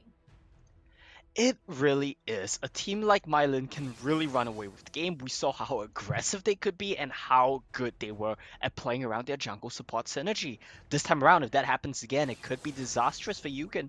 Yeah, that's right. So let's see what Minuet is going to go for. But I'm more interested to see what Claria is going to pick. But for now, though, Galio does get picked for Minuet. Are we going to see a Galio mid? It could be, right? It could be. We do see the flex pick Galio come true. We've seen it support mostly today, Mm-hmm. so I'm expecting to see that one back in support again. Whoa! There we go. Our Riven is open, There we go. and it's gonna get picked up for Helgo. That's right. That's gonna be the first one of the day. And let's just be real here. We've seen what Hellgirl can do on a Fiora. It's gonna be a lot more scary on a Riven. Yeah, Fiora mostly relegated to a lot of split pushing and the very specific timings before you come teamfight. This time around on Riven, and we do see Jarvan being locked in for Tomaru as well, so we know that's for Helgo. This is gonna be really fun to look out for. What can the Darius do against this Riven is question right now. That's right. But for now, though, Darius, my boy, Dunk Master does get picked up. And are we gonna? Oh, maybe it is gonna be a Galio mid. We are seeing unlock-in for Yeah. Nami. But for now, though, from the side of MaiLinh, again, we're seeing a brand, and we know what Varus can do. We know what Varus can do, and I do like the draft we see coming out from MaiLinh's team. Bran, a lot of AoE, a lot of magic damage set up by the Jarvan. Poke coming in from the Varus, and Riven's just gonna clean this one up. That's right, but we do see a Corgi but come out giving us that much needed relief. But for now though, if we are gonna be seeing this, it's gonna be really interesting though, because what kind of comp can you see coming from the side of MaiLinh?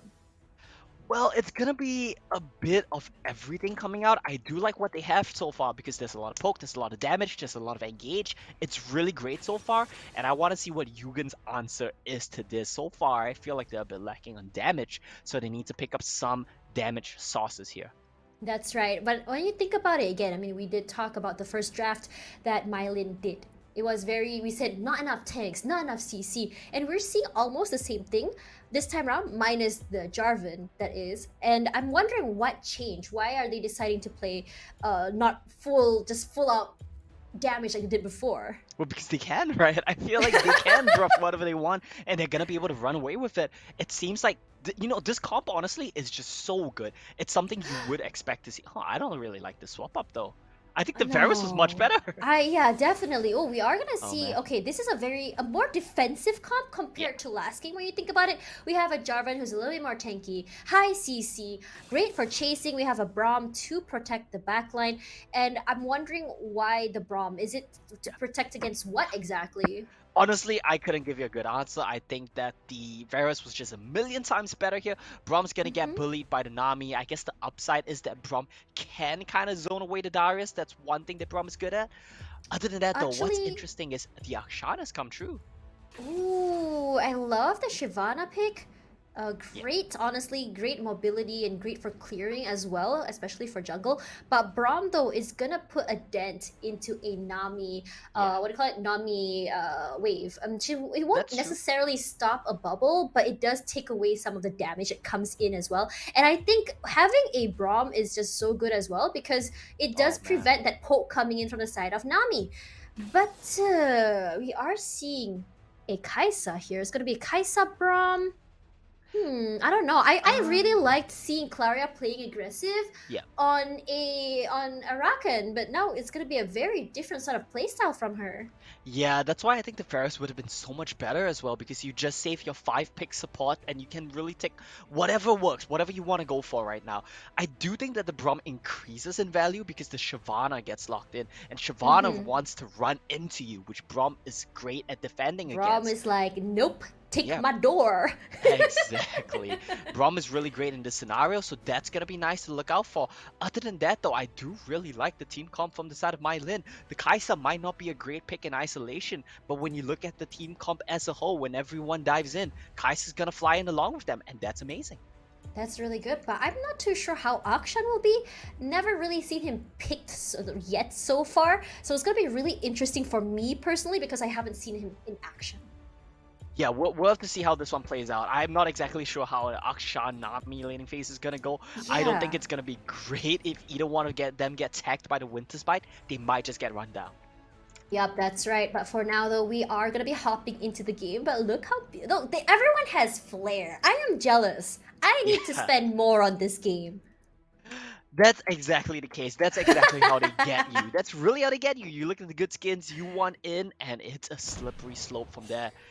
I mean, let's not talk about how much I spent on League of Legends PC, and now I'm True. thinking about spending on the same skins on mobile. Oh man! But for now, though, we are seeing a three-man go big. But I think I think Galio did spot Yeah. them out. You know, it's just like, hey, how you doing? Yeah, Minuet just scares them out of there, making sure they can't get anything too much. They're just gonna settle for a ward, which is great. Shyvana likes to farm, you track the pathing. It's gonna be really nice to see. And I think that's gonna be the big key of this matchup right now. Both junglers Yep. have different styles. That's right, but look at top lane though, and I think Darius is pretty great against Riven. Look how much damage they're both chunking into each other, and it does force Riven to kind of like put out her shield. But Riven so low, though shield does come out, No. has to flash out. Beautiful play by Lawis, trying to bait that out, and now he can just say, "Come top." She has no flash. She has no flash, and that means she's gonna need to play a lot safer. Now, Loris does get the honey fruit. Both Baron laners do, in fact, and it's gonna be a very spicy one. No barrier means that if you take a trade, that's it. Yep, that's right though. But if you can see here, Yugen already so low, and Huan as well, just trying to keep her support alive. But the thing is, Nami. One thing about her, if you spam her heal too much, her mana does run out pretty early. Oh. There we go. Lawis is gonna try and turn this around. I think Helga may go down. She is bleeding right now, and first blood goes to Lawis. And maybe this will be a change from the pacing we saw earlier from MaiLinh.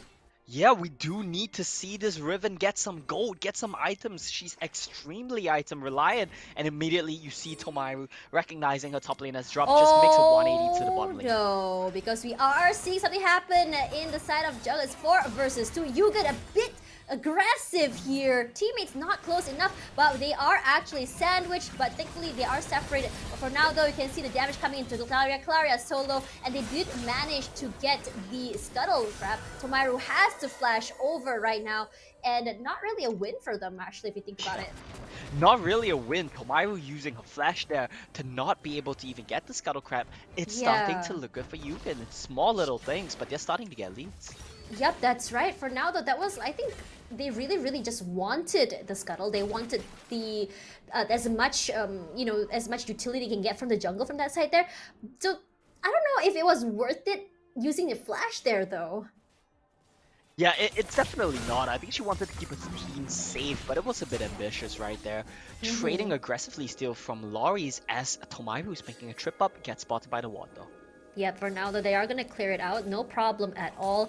Hellgirl though, gonna be very comfortable playing close, but Princess though will be able to take out that ward over there. Claria does try and buy some time, but Lawis though coming up top, but oh man, I was kind of hoping that he'd go aggressive. Yeah, unfortunately not gonna be the case here. Tomaru's still in the area though, might make a return trip. Didn't manage to clear out the ward, means she will still be spotted, but she really wants to find something for Helga, wants to get this Riven going. Yeah, for now though, you This see is it, that they he's can go just right now. hovering there. They can. They said that the shield does come out, but Law is already very aware and will just quickly back off. Yeah, Jarvan will will have just to back go off. and do his thing somewhere else. Yeah, Jarvan still wants to camp the Baron lane. It's all about my Helga, God, it's all about Riven. It's true. I mean, from what we saw earlier as well, they have been trying to funnel as much gold as I can into Hellgirl. And I'm not surprised from how Hellgirl is. She is their main damage carry, especially right now on a Riven. But Lawis though will be very happy here. But Linois tries to make something happen, but Lawis just like, nah. Who's gonna walk away from that? Do you know who I am? I'm the dunk master. Even the mid laner making a trip up here, that's a lot of investment for very little at all. And Laura's doing her job very well, just maintaining, keeping a safe lane state despite the resources invested into shutting her down. Look how fast though they are reacting to the dragon. MaiLinh, this is a very interesting scenario because while MaiLinh was very dominating earlier, it looks like they're struggling a little bit.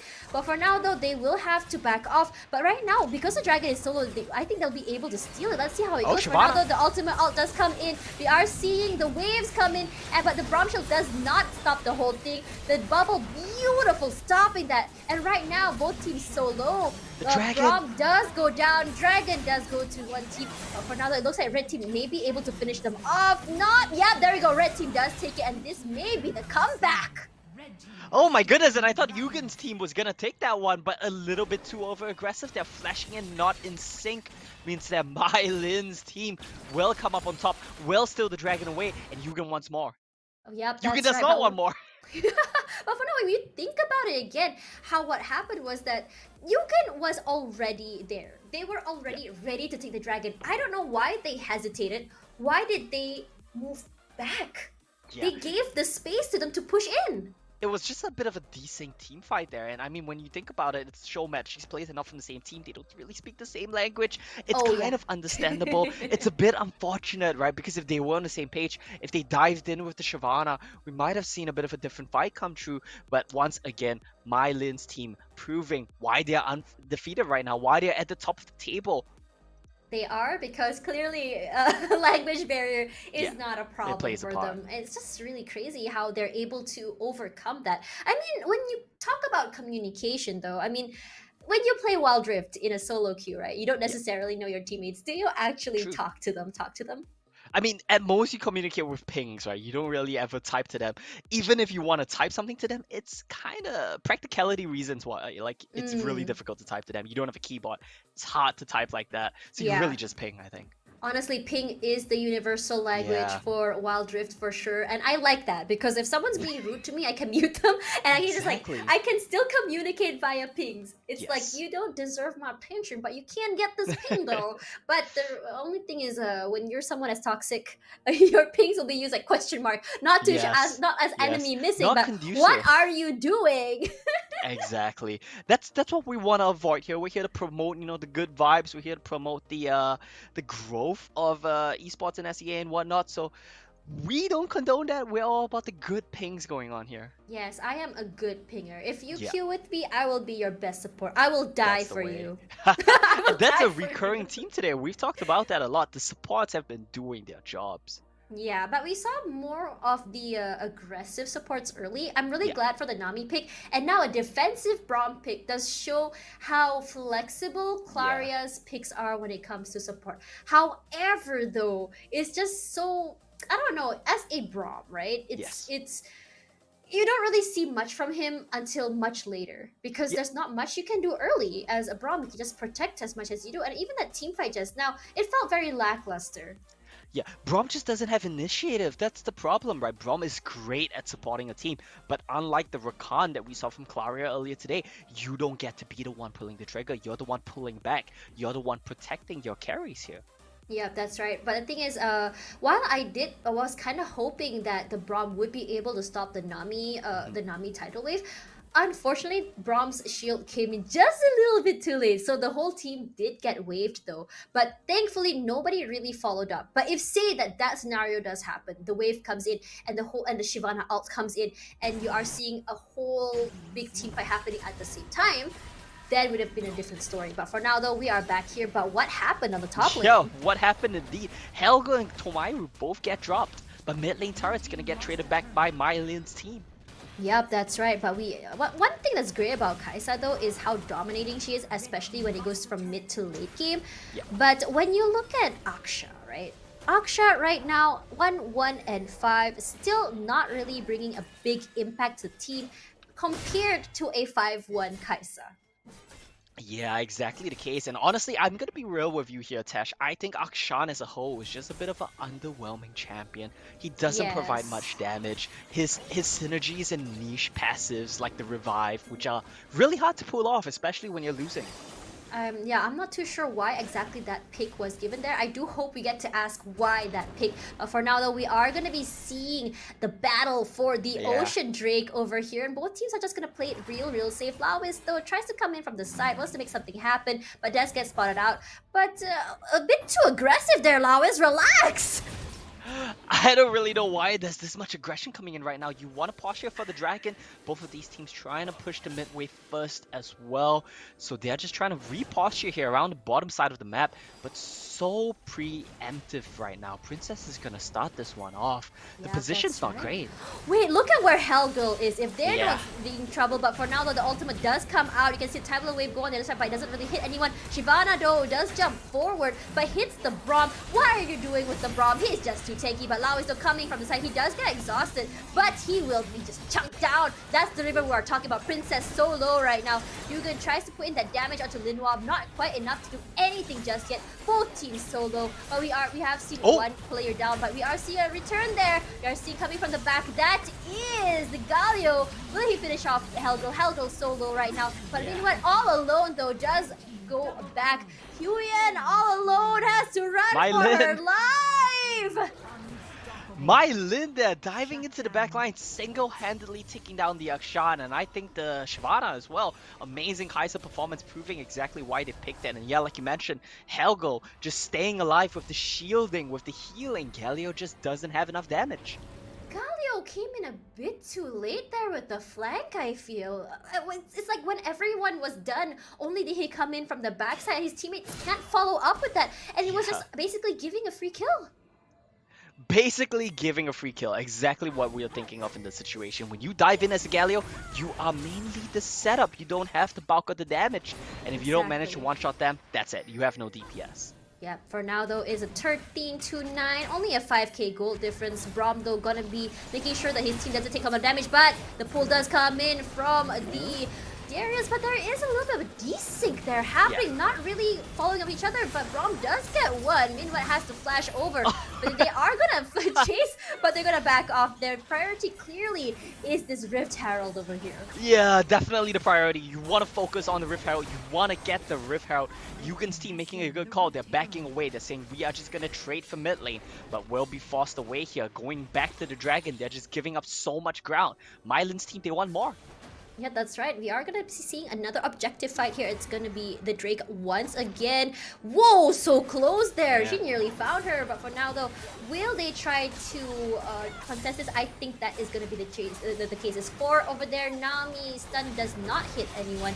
Damage coming in. You can see Lau is chasing, but ultimately, Red Team does get the Dragon. But the thing is, while they did try to contest it, they shouldn't have gone in. Taunt comes in. Red Team just annihilating 2 left right now. Yugen all alone. What are you gonna do? Where are you going, my dude? And that's the problem we talked about for champs. Like Yugen's team just lacks the damage. Doubling down on the Akshan just makes the damage problem so much worse. Huge 5-man taunt there from Minuet, but it was no follow-up. That's gonna be that. That's gonna be the Dragon. That's gonna be 8,000 gold over to MaiLinh's team, and they are starting to run away with it yet again.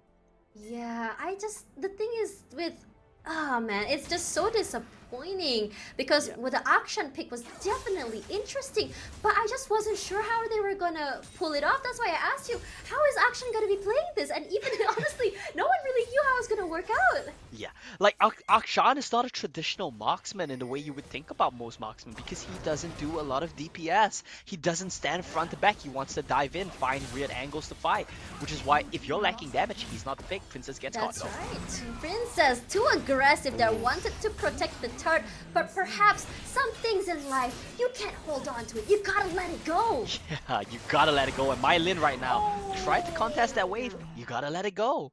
Exactly, and I think this comes to that. Helgel just taking so much damage. She wants to make sure that the wave does not push forward. She wants this turret so bad. She wants to make sure that it's going down. But for now, though, 1, 2, 3, Helgel all alone. Let's see how she's gonna play this. She does get caught in the bubble, but for now, the top lane, 2 of their players are gonna go forward. But Helgel does have some help here. 3 on 2. Nami's ultimate comes out. Helgel solo. But the thing about Riven is, while you think that Arakan is slippery, Helgel is just too jumpy. Yeah, Riven is very slippery as well, and you gotta give a bit of a shout out there to Brother Rift Herald on the side of MaiLinh's team, knocking them away, stopping the chase onto Lenoir as well as Helgel. They will be able to get out of there, and while all of that was going on, Tomaru and Claria, they got top lane inhibitor. Oh, Yugen is very, very aware. GS is very, very aware that there's someone up there, but still decides to push. That just shows the desperation that he needs for gold. Akshan, one thing though, not only is he already pretty tricky to play, damage output not so high, but he also really, really, really needs items in order to do any impact. And we are seeing the lack of impact here because of that. Yeah, it really is a lack of impact. Now, if we think about what can Yugen's team do right now, I feel like the answer is they really just have to slow these team fights down. Give Darius a bit of Ooh. time to get the stacks as a death brush attempt comes in from MaiLin's team, but it feels like they're on the wrong side of the map. Yep, that's right. But they do spot them out. That you saw that ward over there. I mean, when coming from the side, they know that Hellgirl is here. She'll be just moving away slowly to the side. She's very aware that something is gonna be happening here. She just moves straight into Yugen. Too squishy though. Ultimate does come in. Beautiful knockout. There's a Cataclysm. But look at how the blue team is just getting annihilated. Triple kill for Riven. Bubble connects into one. Nami has to flash away. Come here, Sushi Girl. We want you for dinner. And it's deja vu yet again as Yugen's team gets wiped by MaiLin's over one little teamfight mistake. Sushi Girl is gonna get chased down. Yugen has nowhere to go. Yeah, she does get exhausted. Hellgirl gonna get another kill. Pentakill! First one of the night! A delayed pentakill, but we count that. We take those nonetheless. And Hellgirl, from a bit of a scary laning phase, she runs away with the game with the help of her team and MaiLin's team once again. Proving why they're in the finals, proving why they are undefeated here at the FSL show match. Yep, that's right. Honestly, what a great way to finish the game with that beautiful ace. That was so nice of them. They're like, hey, Sushi Girl's over here. Come get your pentakill. That was just the best display of teamwork coming in from the side of MaiLin's team, and that's what we love to see from them. Now, going to the grand finals, I think they are going to be a force to be reckoned with. We're definitely looking out for this team. And you look at the Lenoir brand yet again, doing so much damage. Yup, that's right. Even though Hellgirl was the one stealing the show, but quietly though, Brand was just chunking all that damage. We talked about the poke potential and the burn potential that Brand gives. And honestly though, Brand, you gotta stop. It's so painful. I felt it in my heart. I can feel the heat from over here. The brand just does so much damage, and like you said, quietly as well. It's not something you see, it's not something very flashy, but it's just so much damage, and it's so good against the short range comp on the blue team as well. Lawis had a great start, but unable to do much in these team fights. Yeah, it looked like Lawis was so dominating early, but we saw what Tomairu was trying to do. We already said it earlier. Their comp plays, they're trying to funnel as much gold as possible into their top laner, Hellgirl.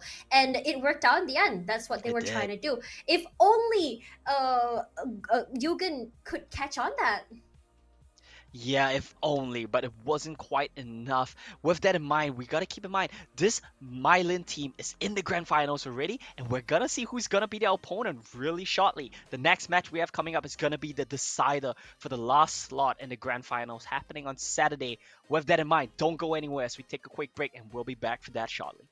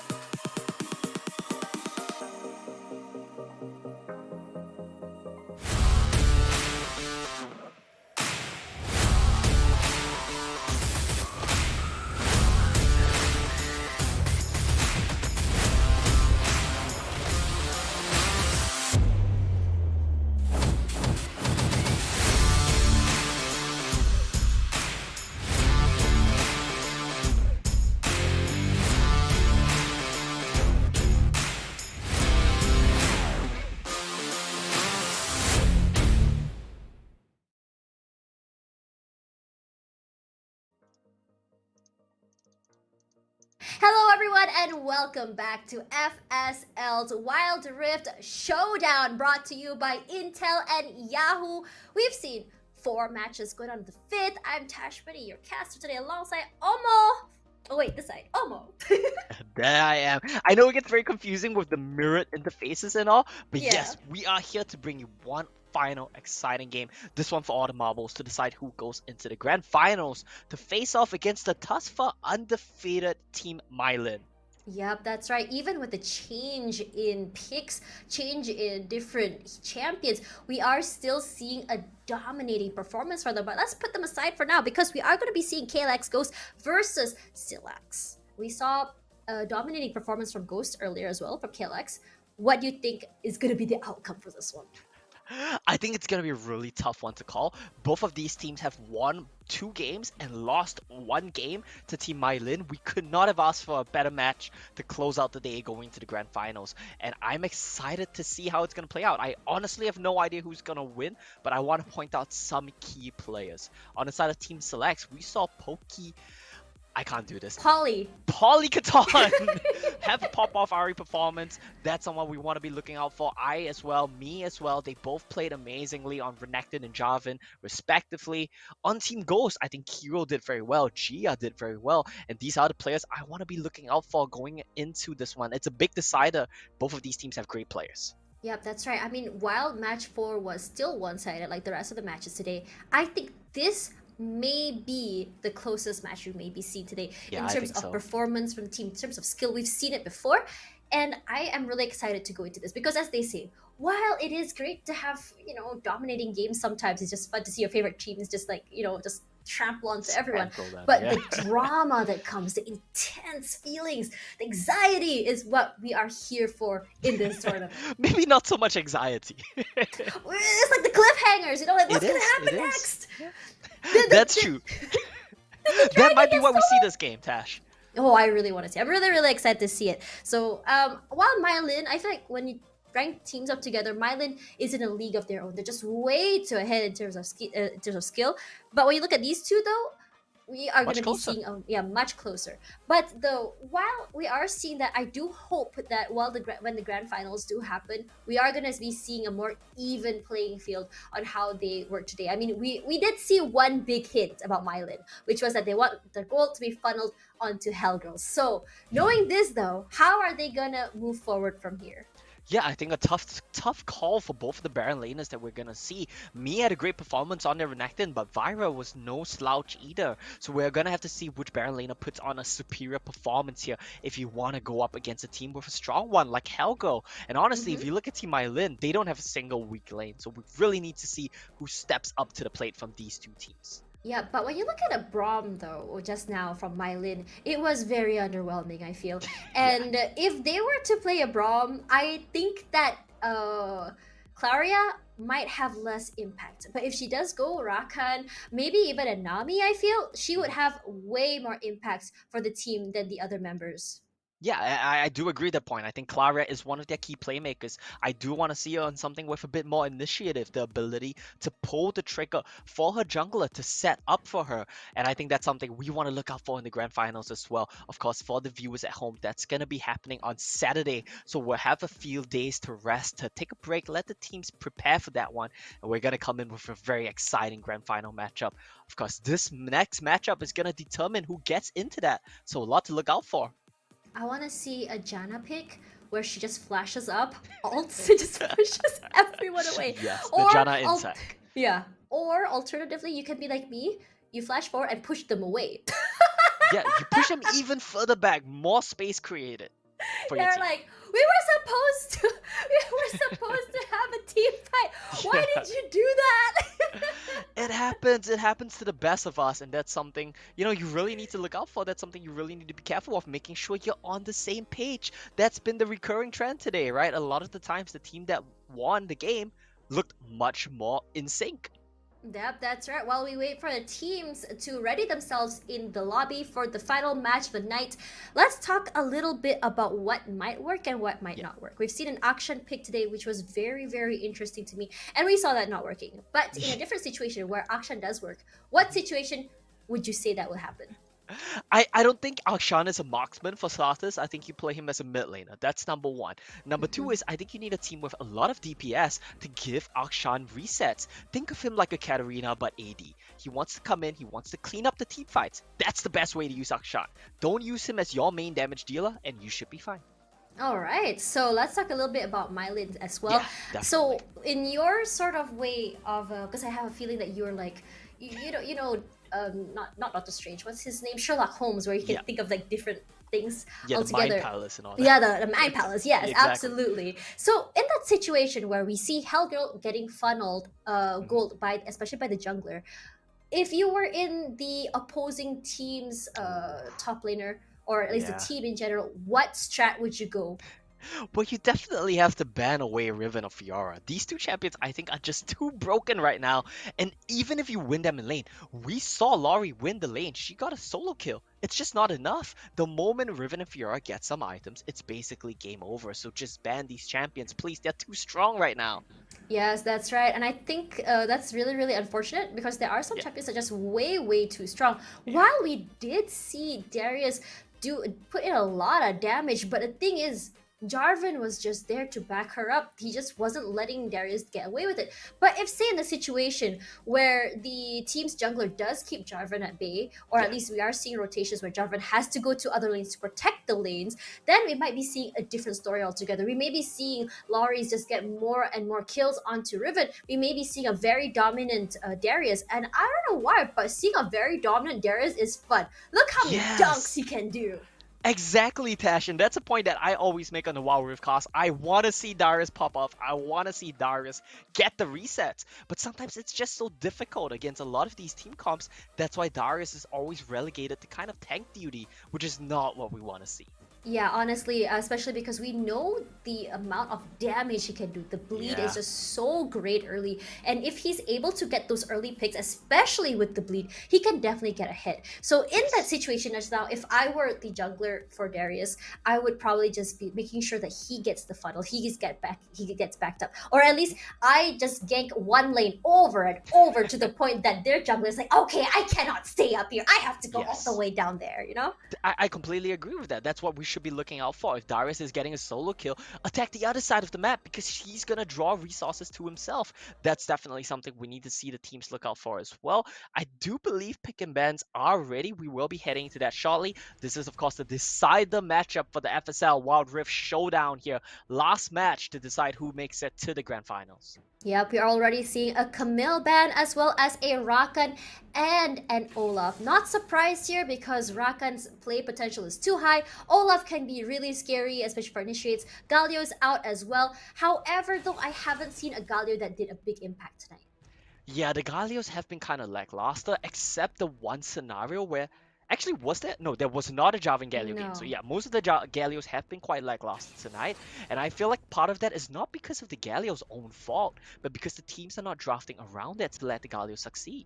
Exactly, but for now we are seeing a Ziggs ban as well. I don't blame him. Ziggs is so Yeah, annoying to deal with. bad. I think when you think about it, you have a Zig. You think Teemo's annoying. Ziggs can be just as annoying. But we Even are more seeing. annoying. Yeah, that's right. Me already hovering on Riven. She was open, but Jarvan will be the priority for Mhm. Kiro, and I'm pretty sure this is her comfort pick.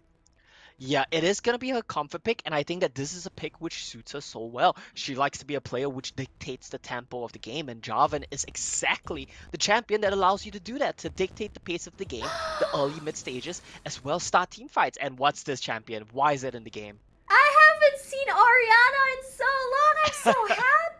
But for now, though, the ribbon does get picked up inside of Aya, and Polykaton this time will be taking Corki, possibly for for her ADC. Yeah, it's gonna be Corki for the ADC most likely. It might get flexed mid, but you generally don't want to play the Corki Oriana matchup. It's not so favorable. You get zoned away by the ball. And I want to Yeah. point out KLX Ghost's team. Yeah, they're Oh, just come debating you with the cinch, on. however. It's Give not gonna me a get locked in. singed. Well, I'll know. If Oh, it's a maybe. singed pick, you don't chase a singed. Yeah, Oh, come on. Give me an Akali, please.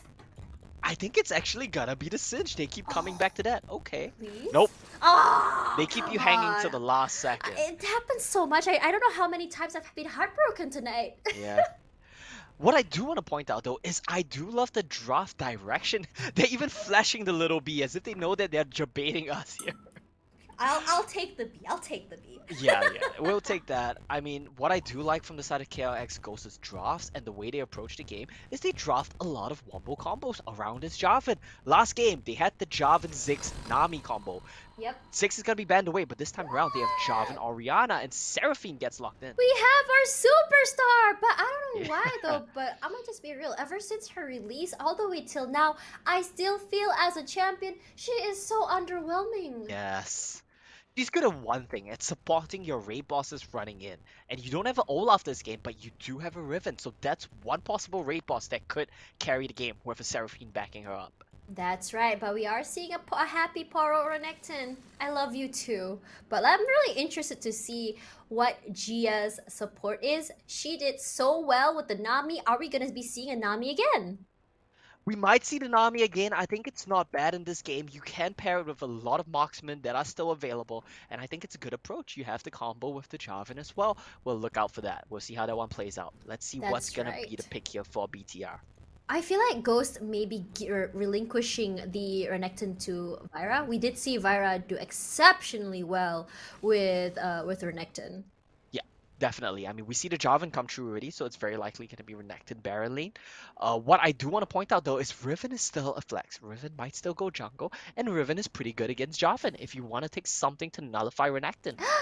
We What may is be seeing this? our first Lulu of the night, but look at Aya though, running with the Ignite. Oh, Yeah. so dominating, very painful to deal with in the lane.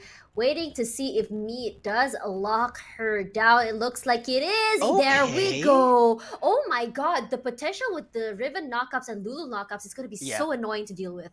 So what I think we're seeing right now is a funnel to raid boss strategy. We're gonna see this Riven be the designated raid boss, and Seraphine, Lulu, they're just gonna buff her and just keep running as a unit while the Riven leads the way. I think that's the idea here, which is why I kind of like the Braum to try to just stop the Riven from just running over the game, but it's gonna have a rough laning phase. I think I like this Braum pick for Gia just to zone out the Riven from the squishies in the back. Also a great pick, and we are gonna be seeing Lucian picked up for their ADC. And for the side of Cillax though, what fun guy are we gonna see here? Get it? Fun guy like funny? No, it was a reference to Timo by the way. No Teemo in this game, but what are we gonna see? Is it gonna be? Is it Okay, gonna be? I haven't seen it this could be. old man in so long. It should be the Graves locked in. It should be Graves jungle with a Lulu mid. And I think that that's going to be a really good combo because that's a combo which can play around the wombos and take over the game. Ooh, I'm liking this. Not necessarily the path most traveled, Yes. but can definitely work. While we are seeing a more generic strat from the side of KLX Ghost, but we are Yeah. seeing a more fun, more interesting playstyle from the side of Cillax. Yeah. So there's two things that we need to keep in mind right now. KLX Ghost team comp does one thing really well. They have the wombo combos. They have a bot lane that can kill, and that's the lane which I expect Hero to play around. If Yep. not that, then the Renekton lane. Their comp is really easy to Yes. play. That's Selex's right, and team- one it's great though. Gia is really good. I honestly thought they were gonna go with Nami, but honestly Braum is just way better. Just Yeah. at keeping their damage dealers alive. Lucian can just hide behind his wall. We have an Orianna in the backline as well, and Orianna can buff Lucian. Lucian can just put as much damage as he wants. Even then, if you put an Orianna ball onto a Renekton or even Orianna ball onto Jarvan, oh my god, the combos are just endless. Yeah, and that's exactly the thing, right? If they get onto your backline, they are gonna destroy you. It's gonna be extremely difficult for Selex's team comp to play. It's very execution reliant, and that's gonna be a tall order here. Yep, that's right. And this is really, really exciting. Our first Seraphine game of the day. Yeah. While she does provide the buffs, it's actually really interesting because when Seraphine came out, everyone expected her to be on the mid lane. And now, right now, she's a support, and Lulu, the actual support, is going mid. So how does a Lulu mid play out? How does a Lulu mid play out? Not very well, but her goal here is just to buff a jungle. Actually, no, it's gonna be Polykaton on the Seraphine mid. I expected a Lulu. This works as well. I don't think it's as good, but it's fine, it's functional, and it can push the waves against Orianna. That's I fine. mean, Yeah, I mean, when you talk about Polly, right? Yeah. One thing that we have seen from her, especially from Ari, is that her predictions when it comes to her, what do you call that? To her skill shots is just really, really good. So, I mean, I can see her. If she's able to land her skill shots on Ari, I don't think she's gonna have a problem at all playing in Seraphine mid. Yeah, I think that's exactly the case. She has done a very good job at hitting her skill shots, and this time around, it's much easier to hit the Seraphine ultimate because you have a Riven running in for you, you have a Graves running in for you. They are gonna set up these spells to land for you. Yep, that's right. But this is another Riven match up top. We're not seeing a lot of aggression from the two. Yeah. And look at Vyra just zoning her out there. She only had to use one. She has to quickly finish it off. There we go. But not a lot of damage early. We all know that she does need to do. But bot lane though, a party! Ooh. Aya solo. But look at KLX Low's one hit. The heal does come out, flashes out. I don't think the flash was actually needed though. Yeah, it wasn't, but Cillax had flash as well. I feel like she could have tried to keep chasing it there. Both of these teams just playing it conservatively, using the flash to get away, not wanting to risk anything. And this is a repeat of what we saw earlier today. I think what Kiro does so well that no other jungler has been doing. Ooh, nice little trades there. Kiro always makes sure to secure the mid push before the scuttle crab time. Yep, that's right. But Scuttle will be going to Cillax here. That's great because of the amount of push they did to blue team. They're able to secure that really, really well. But the thing is, like, I think what's really great this for that trade down on bot is that while she didn't chase to finish it off, Ghost did burn her flash. So in a way, it's a win. And if the jungler decides to come and help them, I think it's a kill secured. Definitely the case here. Brom will try her best to keep Ghost safe, but I'm not sure how much she can do. Well, actually, now that I think about it, Graves doesn't have the best ganking potential here, so it might not really play out. It's just something we need to look out for going into the dragon fights. Yep, that's right. Vyra, though, aggressive pushing forward because she's very, very aware Kiro is there. But Riven, though, not allowing anything to happen. Playing it very... As a Riven, we saw more aggressive plays from Team MaiLinh. So it's a very different sort of playstyle just now moving forward. We did see Vyra get chunked down, but Vyra is just gonna like just twirl away, just like, yeah, nah. You may be able to chunk down that damage, but you can't catch me. I'm a crocodile. You can't catch me indeed, and this crocodile is going to be really mobile, has a barrier to keep himself safe too, so Vyra is going to be able to take a lot of the pressure coming in from Cillax's team. But you got to keep in mind, Riven scales a lot, Graves scales a lot. That's going to be a worry. Yeah, honestly, it's looking at Vyra though, I can tell how annoying it is right now for her to farm. She's just getting pushed away and it's hard for her to get, look at that, she tries to get one farm and look how much HP just goes down. But you see the ultimate does get popped out, the barrier comes out, ooh, so low. Oh man, yeah, and Mai playing it safe there, opting not to chase it down because she didn't know where Kiro was, so taking the safer approach. I feel like if she chased, she would have gotten a solo kill there, but just not wanting to risk a jungle intervention.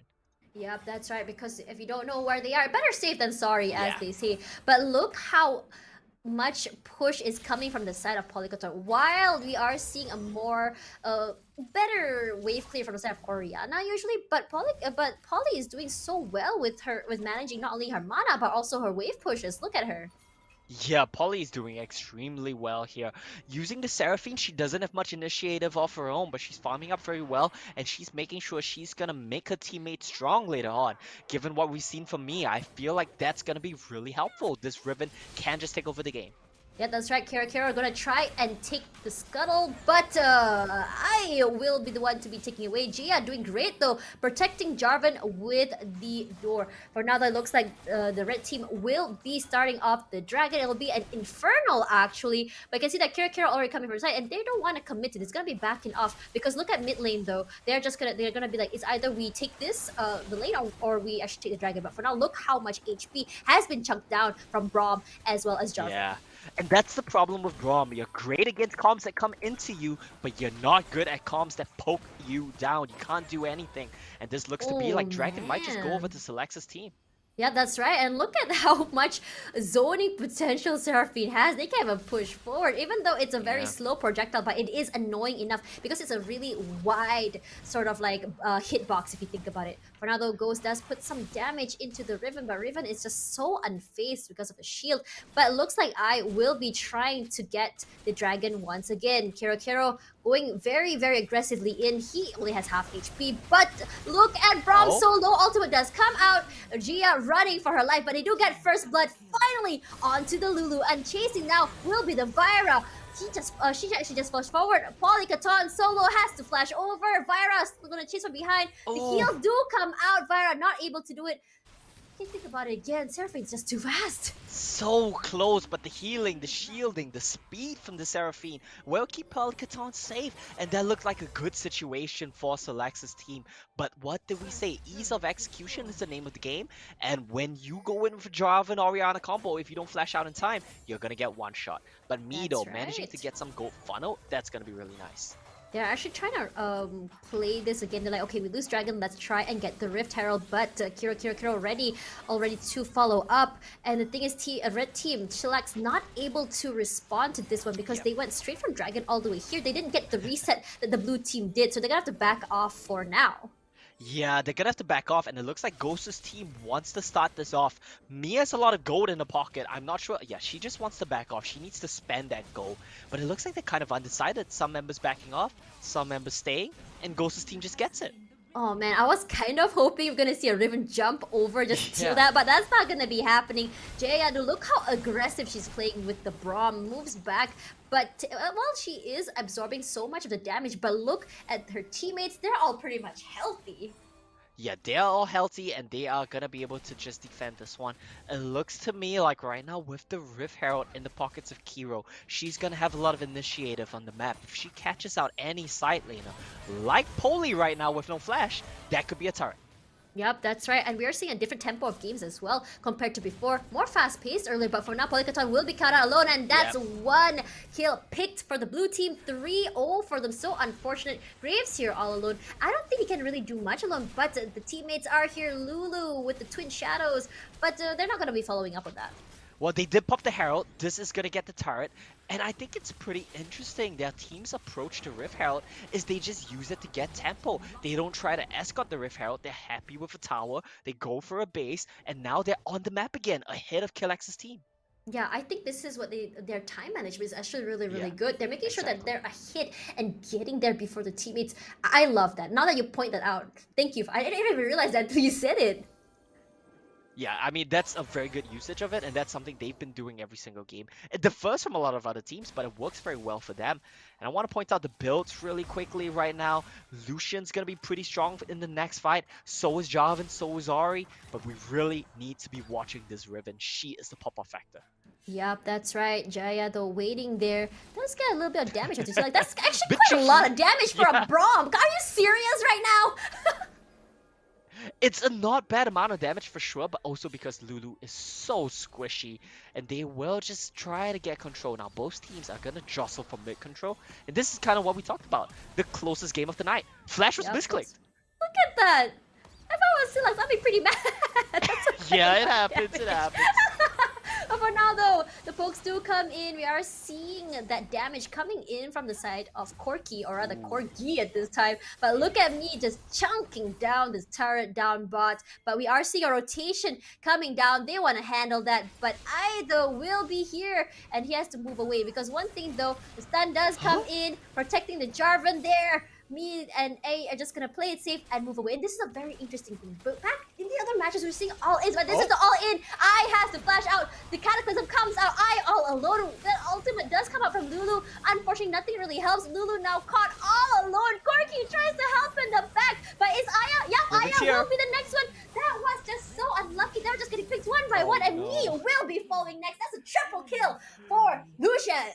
And that's a disaster here, Tash. We talked about how the team comp of BTR Cillax, they need to play together. They need to buff each other up. When you're getting picked off one by one, that's never gonna happen.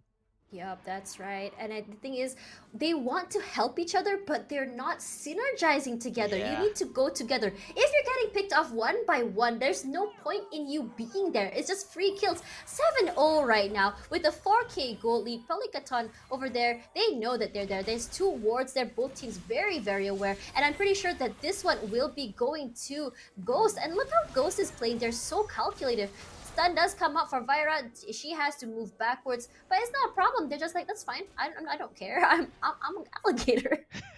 And I do like the restraint here, like you said, calculated coming from Ghost. They waited for their Orianna out, for their Jarvan out to be available. They're not risking any place that they don't need to. But what's good though, Cillax's team, they are grouped up now. We talked about that's what they need to do. They're starting to poke, they're Ooh. starting to shield, and it looks like they're ready to fight here. Yep, that's right. No, you can see Riven moving back. She tried to come in from the side there, but they're going to be very, very aware. I think both teams are going to be very aware because of the ward placements. Pelicaton a little bit too front there, takes a little bit of damage from the Orianna.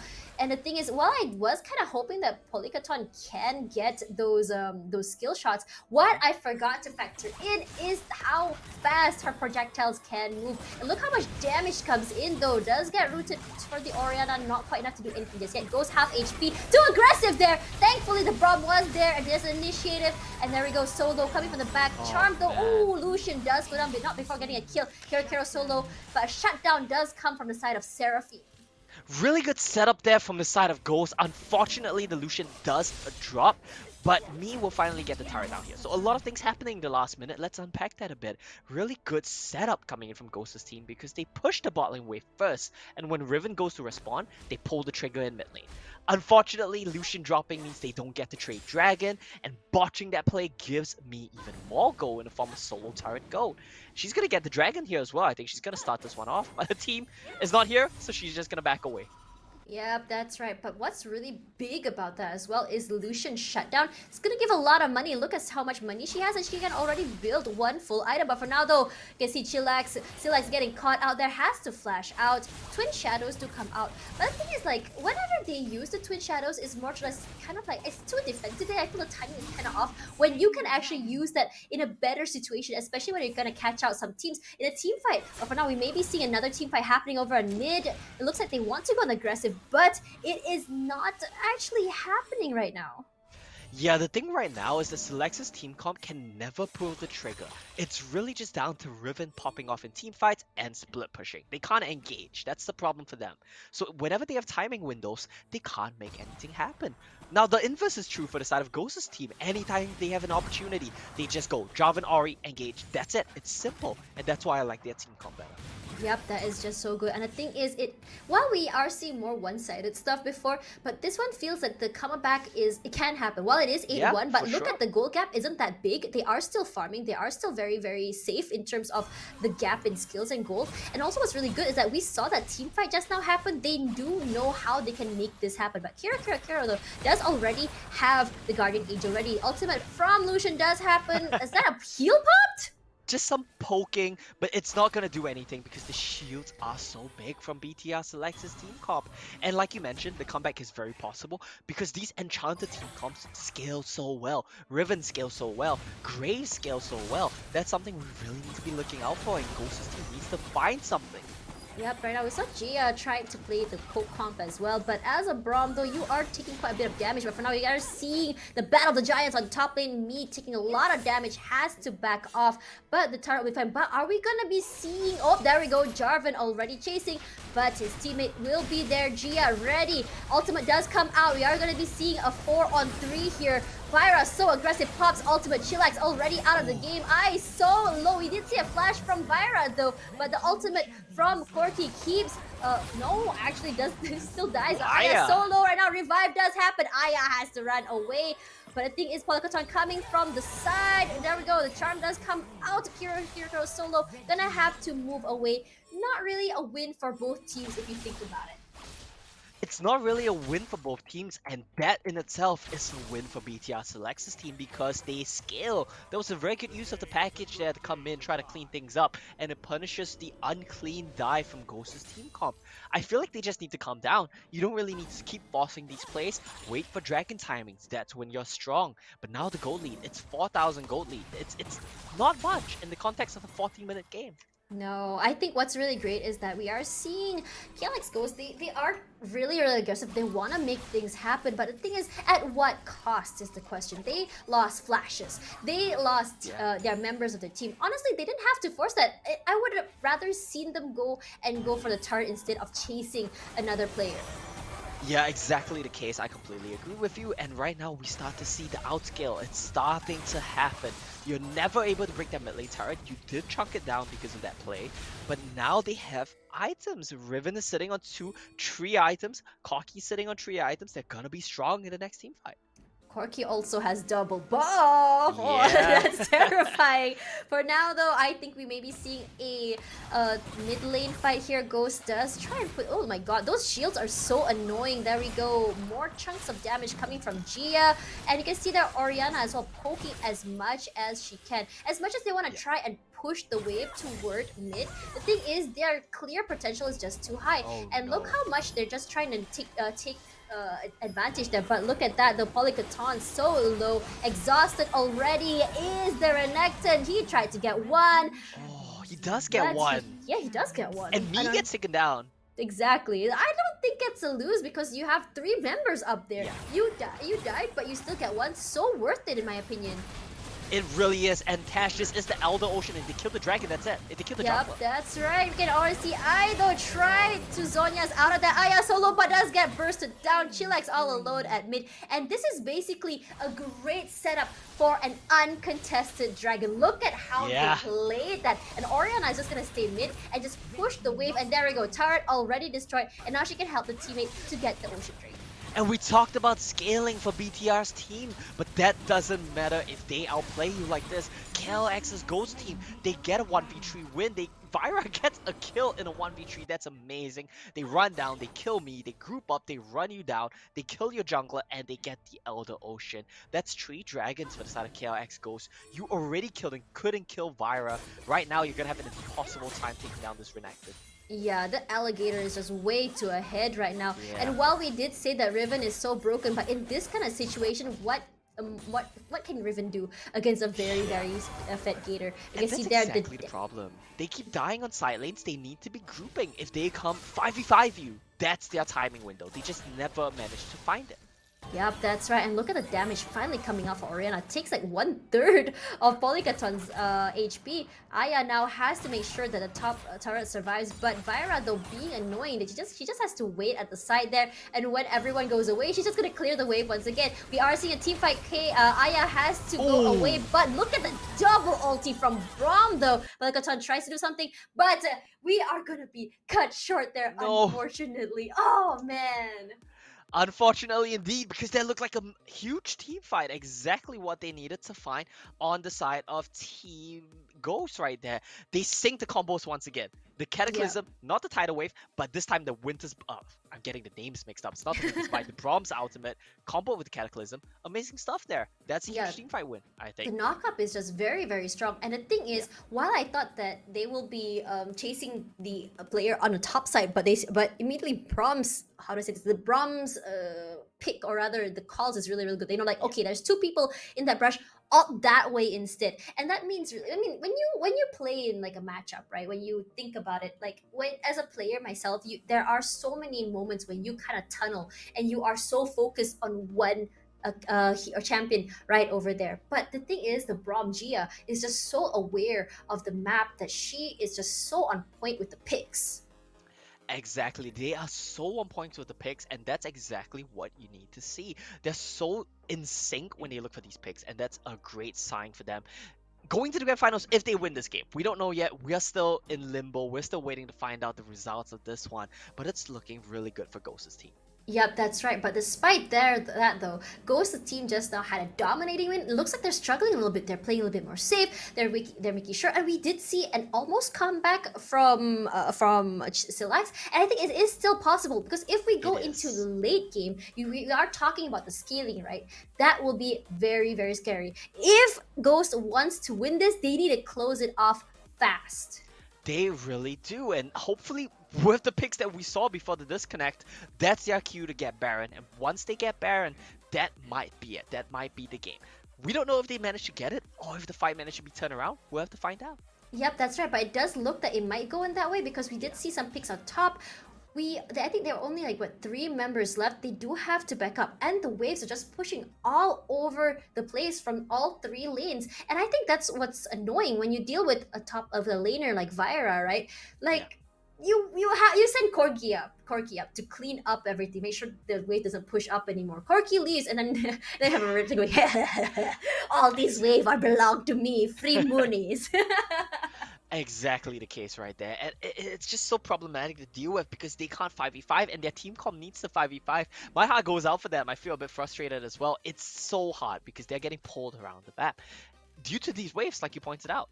Yeah, that's right. And the thing is, while I understand the need for a Graves jungle, Yeah. but it feels like Graves is not doing a lot of impact. I have not seen Graves really at least get a pick or help out. It's as though he's barely there. It's just so unfortunate.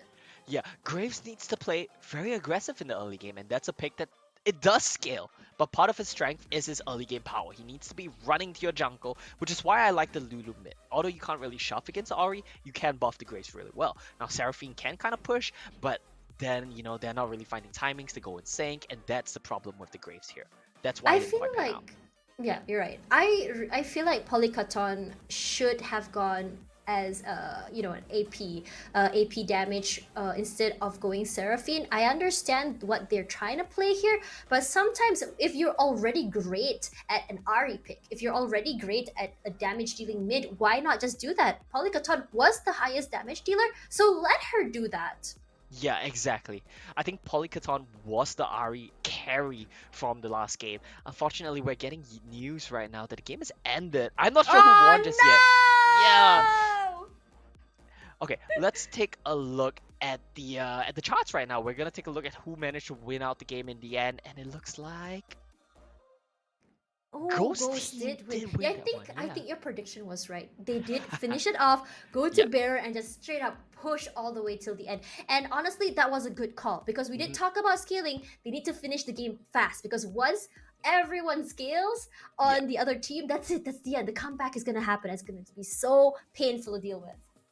Exactly the case, and they did not allow that to happen. They were aggressive enough to find the timing windows, and with that, Team Ghost will make it into the grand finals. It's gonna be them facing off against Team MaiLinh. It's gonna be a tough task for them, but from what we've seen from Vyra, from what we've seen from Kiro, Gia, the rest of them as well, I think they have what it takes to put on a really good fight this Saturday.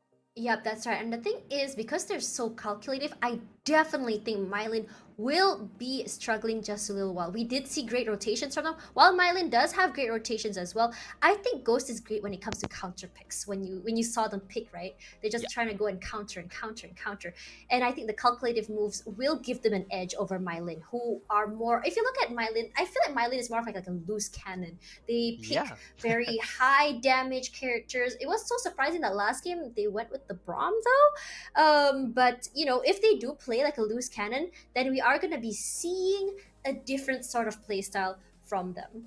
Yeah, I mean, I think MaiLinh's team is exactly the one that's gonna try to mechanics check you, and that's a bit of a stylistic mismatch because Ghost's team has the wombo combos. They're gonna try to 5v5 you. If they manage to pull it off, they might be able to punish MaiLinh's team playing like a loose cannon, like you said. But we'll have to Yeah. see though. I think bans are gonna be a big part. Maybe get rid of the Jarvan here. Yep, that's right. It's gonna be a wombo combo versus high damage. Who's Yeah. gonna win that? But for now, though, we're gonna have to find out about that on Saturday. Thank you guys so much for spending time with us, and thank you, Amo, for accommodating my first ever Wild Rift cast. That's right. I hope you had a great time. I know I did. These were some really exciting games. It's a preview for this Saturday. With that, once again, thank you to Intel, thank you to Yahoo for supporting this event, and of course, thank you to FSL for hosting the Wild Rift Showdown, allowing us to see some great games. Keep in mind, guys, Saturday, Grand Finals. We're going to be back for more Wild Rift action. It's me and Tash Bunny signing out. Thanks for watching.